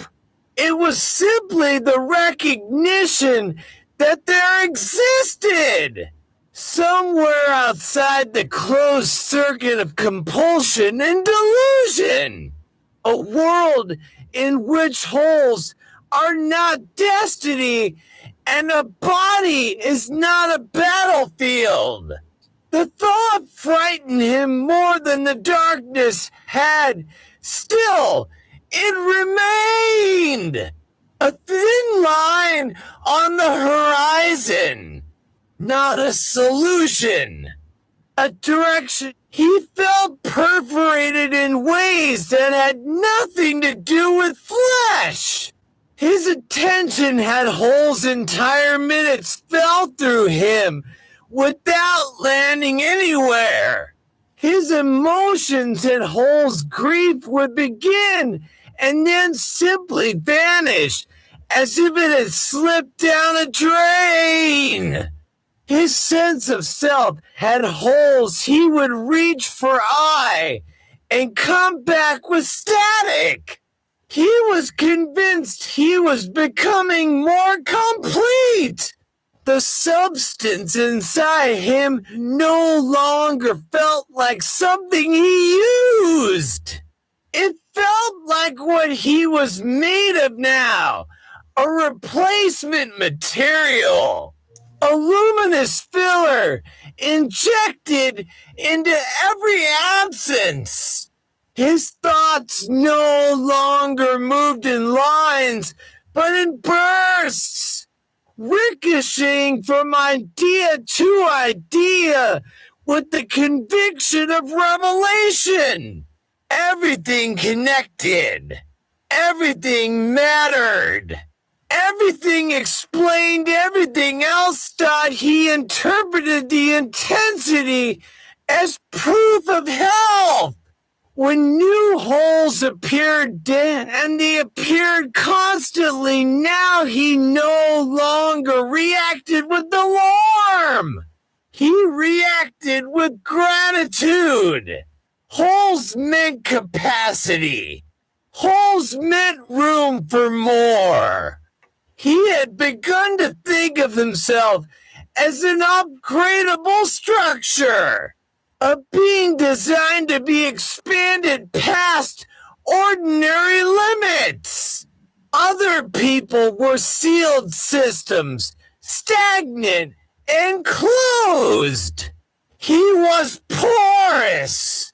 He was advanced. The filling spread everywhere. It colonized his language, which became bright and strange, sentences looping back on themselves, meaning flashing and disappearing like bioluminescent fish. It colonized time. Hours collapsed into seconds, then stretched into eternities.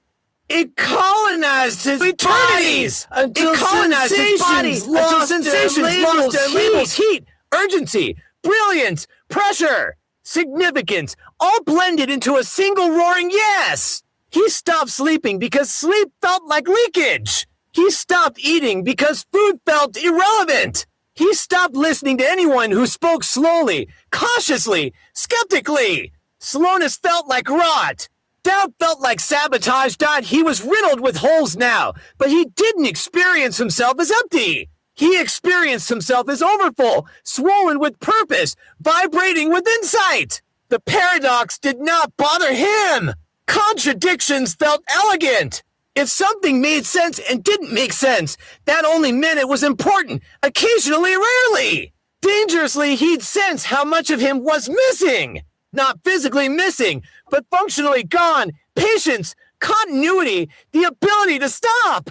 These were not dramatic losses. They were quiet ones, the way a language dies when children stop learning it. When those moments came, panic threatened. The idea that he was dissolving rather than evolving brushed against him like cold air. He responded automatically, more filling, more intensity, more certainty. The system corrected itself. The panic evaporated into brilliance, stopped by the end. The holes had multiplied beyond counting. They overlapped.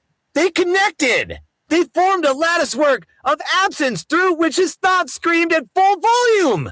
There was no longer a clear boundary between repair and damage. Everything he did felt simultaneously necessary and catastrophic. He could no longer tell. Where he ended, he felt less like a man and more like a condition. The universe was briefly experimenting with a proof of concept for what happens when meaning outruns structure. He was not falling apart. He insisted. He was transcending containment. Ordinary minds couldn't survive this level of openness. He could, but even delusion as physics, the brilliance began to thin. The insights repeated themselves. The urgency ran out of places to go. What remained was a body and mind riddled with absence, kept upright by sheer chemical insistence. Like a building whose lights are still on long after the tenants have left. In a moment of terrifying clarity, he realized the truth he had been outrunning. The holes were not being filled. They were being outlined, illuminated, made impossible to ignore. The substance didn't repair the gaps. It made them glow, made them feel profound, made them demand more of themselves. He wasn't becoming whole. He was becoming a feedback loop. And somewhere beneath the roar, beneath the certainty, beneath the chemical thunder, there was a smaller, older part of him that remembered what wholeness actually felt like. It remembered limits. It remembered rest. It remembered being held together not by intensity, but by time, by care, by other people. That memory did not save him, but it did one quiet, important thing. It proved the holes were not destiny. They were damage. And damage, unlike destiny, has an outside. I'm going to say this plainly because it matters. This is heavy material and it echoes real suffering. If any of this overlaps with your own life or urges, you deserve help that exists outside fiction. Support isn't weakness or surrender, it's interruption. An interruption is sometimes the only thing that stops a loop from eating the person inside it. I'm going to do this as a surreal allegory. Wait a minute, what? I'm going to do this. Okay, never mind. Not a how-to, not a fetishized spectacle. Oops. The Sorry, guys. horror stays existent. Oh my god, as if I... The drug becomes symbol, not instruction. What follows is about identity being consumed, not bodies being used on at some point. The distinction stopped mattering. He no longer thought I am full of it. He thought I am. The holes had multiplied until there was no uninterrupted surface, left no stable place to stand and say this is me. What remained was intensity without a container, urgency without a reason, brilliance without a thinker. His thoughts no longer originated. They occurred like sparks jumping between exposed wires.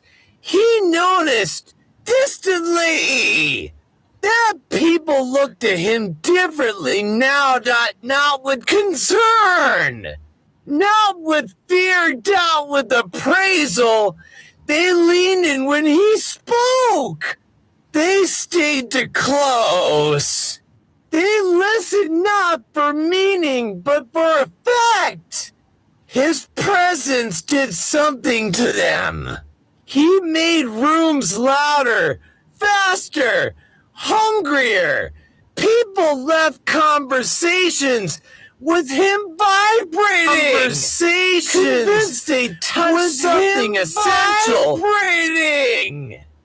Convinced they touched something essential. Someone said, half joking, you're like pure energy. The idea landed and never left. He stopped thinking of himself as a person and started thinking of himself as a medium, a concentrate, a delivery system, a solution to other people's emptiness. The holes in him weren't flaws anymore. They were access points. That's what she said. Ways in. People began to take pieces of him, not literally, not at first. They took his time until there was none left. They took his words and repeated them louder than he ever could. They took his mania and mistook it for wisdom, his compulsion for courage, his unraveling for revelation. They wanted what he radiated, not what he was. Eventually, even the metaphor collapsed out in his mind. He had fully crossed the boundary. He was no longer flesh pretending to be fuel. He was fuel that had once worn flesh. He imagined himself breaking down into usable forms, powdered thought, vaporized certainty, liquid urgency, each version of him designed to enter others quickly and leave nothing behind but craving.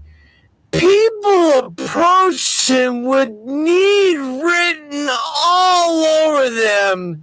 They didn't say his name anymore. They said what he could do to them, he imagined them trying to absorb him every way possible.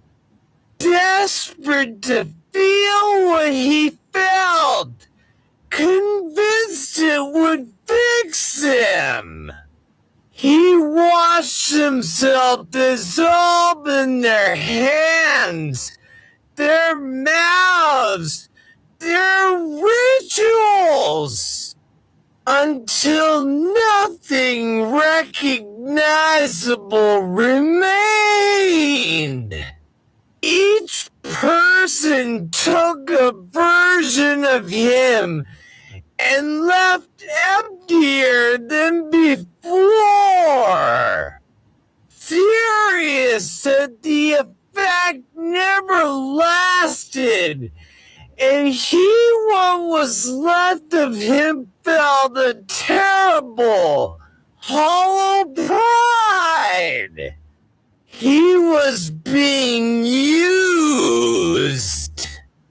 That meant he mattered not, but the truth, sharp and unavoidable, finally asserted itself, becoming something everyone consumes does not make you infinite.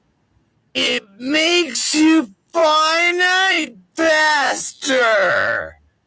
Every act of ingestion erased him a little more. Every attempt to turn him into relief converted him into absence, stopped by the end.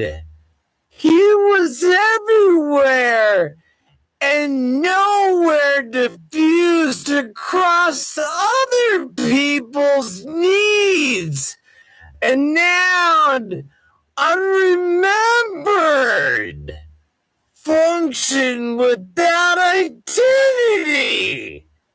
There was no core left to return to. No body. No boundary.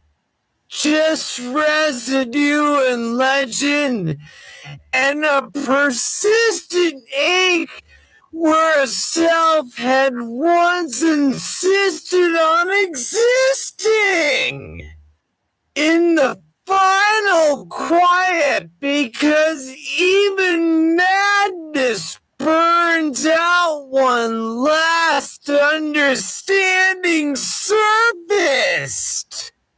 He hadn't become powerful. He had become extractable. And extraction is not transcendence. It is disappearance. Repeated until there is nothing left to take. Woo! That was some dark, fucked up shit. Who's emo? Best's emo. Okay. So, like I said, I was going to go till 3:30. It's 3 hours and 45, but I'll do a couple songs for you guys on my ukulele really quick because I would like to. And if you guys don't want to hear it, then plug your ears. I'm just kidding. No, I hope you want to hear it. What song do I think you guys would like right now?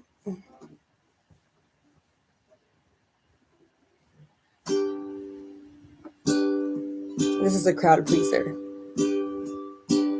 My wife's menstruation causes me frustration. I lost my concentration, violated probation. The judge wants to send me on a long vacation. They're betting I'll give in to temptation. And I'm frustrated cause my brain is underrated. I wanna be elated, but I'll settle for sedated. Try so hard, but I'm so fucking jaded. Waiting for the day my heart is reinstated.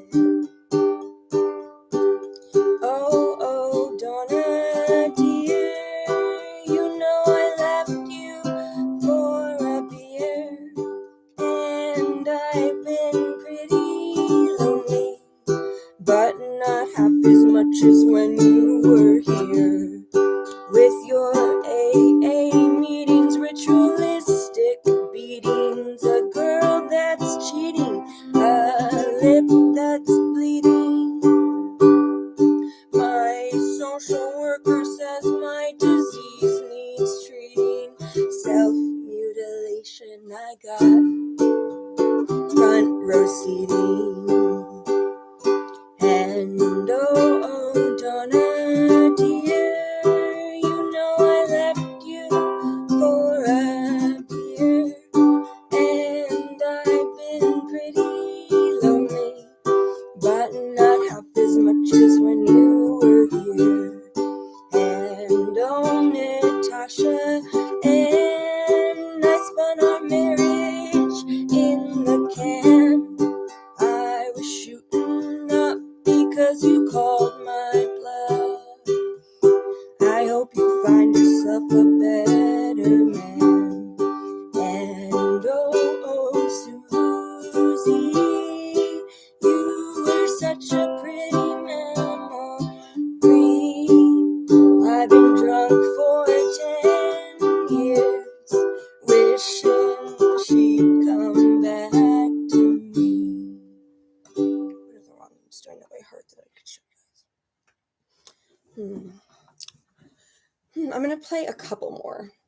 I'm just trying to think. Do you guys want like pretty or gnarly? I can do both though. Like we'll start with a little gnarly Gigi Allen. Sitting in this room, dark and gloom, four walls of hell look to me to be held.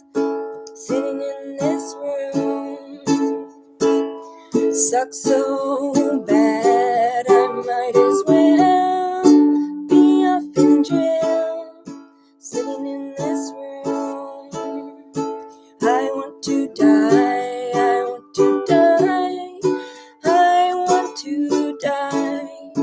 But in this room,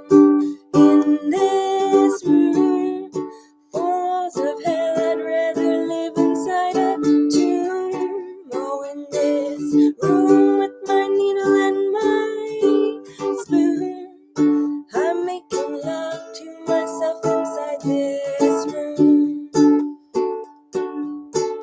Sitting in this room, I want to die, I want to die, I want to die, I want to die. Death is in this room, and you know, often these days, death is on my mind. I'm sick, I'm sick, I'm sick, I'm sick, I'm sick, I'm sick, and all things must pass away. But in this room, dark and gloom, four walls of hell, I'd rather live inside a tomb. Oh, in this room with my needle and my spoon, I'm making love to myself inside this room. Sitting in this room, I want to die, I want to die, I want to die, I want to die. I love Gigi Allen. There's a picture of him on my bookshelf to my right. I love him so much.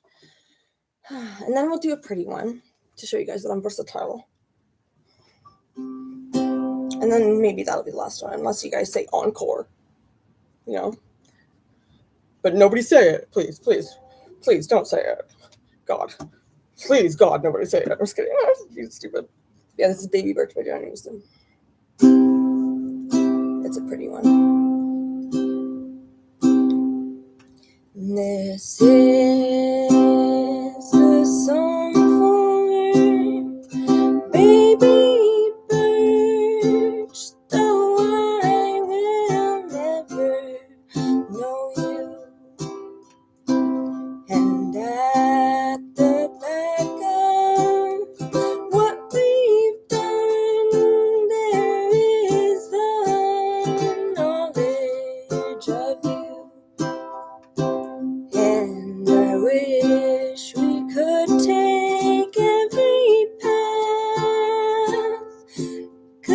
spend 100 years adoring you. Yeah, I wish we could take every path, 'cause you know I hated to close the door on you. Do you remember staring up at the stars so far away in their bulletproof cars? And we heard the rushing, slowing tape of the dark, dark water, and the engine brakes. So I says to you, well, how's about them engine brakes? And if I should die before I wake, will you keep an eye on baby Birch? 'Cause you know I'd hate to see her make the same mistakes. When it was dark, I called, then you came. When it was dark, I saw shapes. When I see stars, I feel in your hand. And I see stars, and I realize again. Well, mercy me, I'll be goddamned. It's been a long, long time since I last saw you, and I have never known the plan. It's been a long, long time. How are you?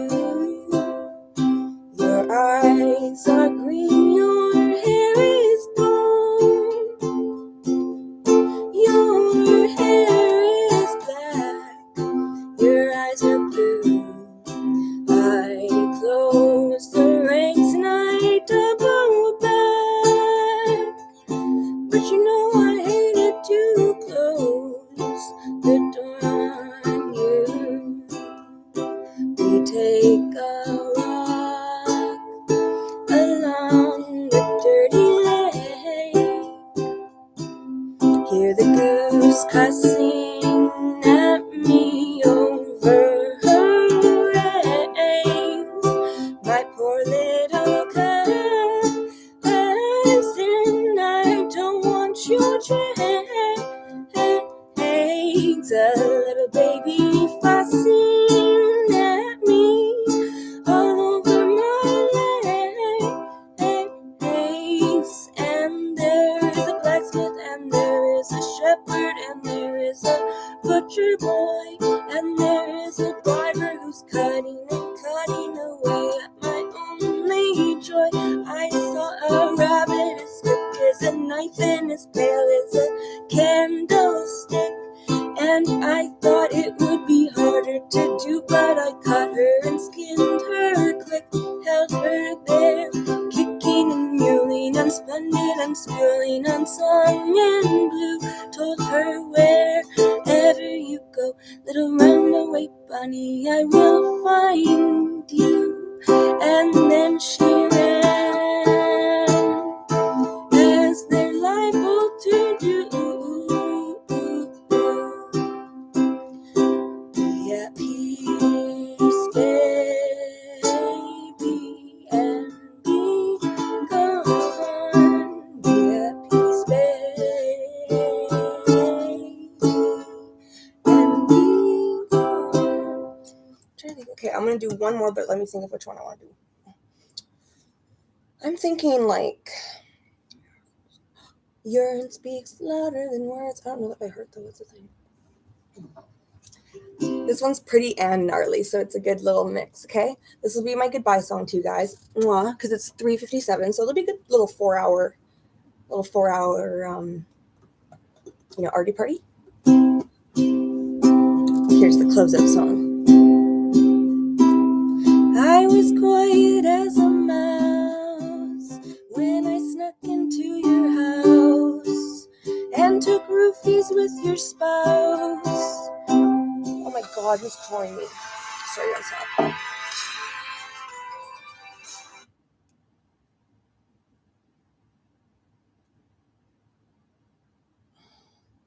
I will answer it in a second. I'm playing this song and then I will answer it. Do not fuck with me. I'm talking to my phone, not you guys. I was quiet as a mouse when I snuck into your house and took roofies with your spouse in a knitting out of louse, and lice are lousy all the time. They suck your blood and drink your wine. Say shut up and quit your crying. Give it time and you'll be fine. But you're so nice and you're so smart. You're such a good friend. I have to break your heart. I'll tell you that I love you, then I'll tear your world apart. Just pretend I didn't tear your world apart. I like boys with strong convictions and convicts with perfect diction, underdogs with good intentions, amputees with stamp collections, plywood skinboards ride the ocean, salty noses, suntan lotion, always seriously joking and rambunctiously soft-spoken. I like boys who like their mothers, and I've got a thing for brothers, but they always wait till we're under the covers to say if you're glad we're not lovers. But you're so nice and you're so smart. You're such a good friend. I have to break your heart. I'll tell you that I love you, then I'll tear your world apart. Just pretend I didn't tear your world apart. I like my new bunny suit. I like my new bunny suit. I like my new bunny suit. When I wear it, I feel cute. I know the ending is weird. It's like, I like my new bunny suit, but yeah. I hope you guys had fun. That was like, I never do streams this long. Like literally in 9 seconds it'll be 4 minutes or 4 hours, 1 minute. But I hope you guys enjoyed that. There will be more where that came from. You want, oh my God, I'm dripping like water, as you know.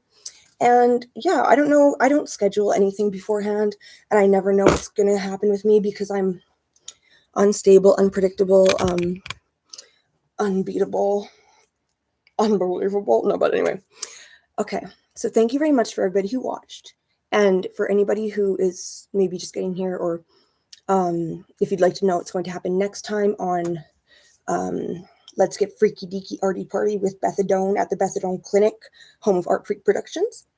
It'll just be probably more movies this time than shorter content, and more of movies with me actually acting in them, because there's a lot of movies I've completed recently that are my mixed media madness Corey category. And so that might have been a little bit predominant, like it may have been predominantly mixed media. Not completely, but a lot of all if not most. Or not all if not most, but lots if not most. Anywho, thank everybody for watching, and thank you everybody for chatting. And if this program is ever going to be anywhere else, the only other places it would be are on my TWITCH. I don't know if I can say that on here. Like, they get mad at me for everything I do and don't do, so I'm worried. But either way, if you would like to know where to find me, my links are all over my page. You kind of can't escape me, to be honest. I'm all over the internet everywhere, at the foot of your bed like Jesus. But anywho, I better call that person back or else I'm going to get an earful. And I hope you all have a beautiful night, and thank you for coming. And yes, thank you very much. Kisses from me to you. Have a blessed night, as will I. Oh, and sorry about the technical difficulties a couple times. Just twice, though.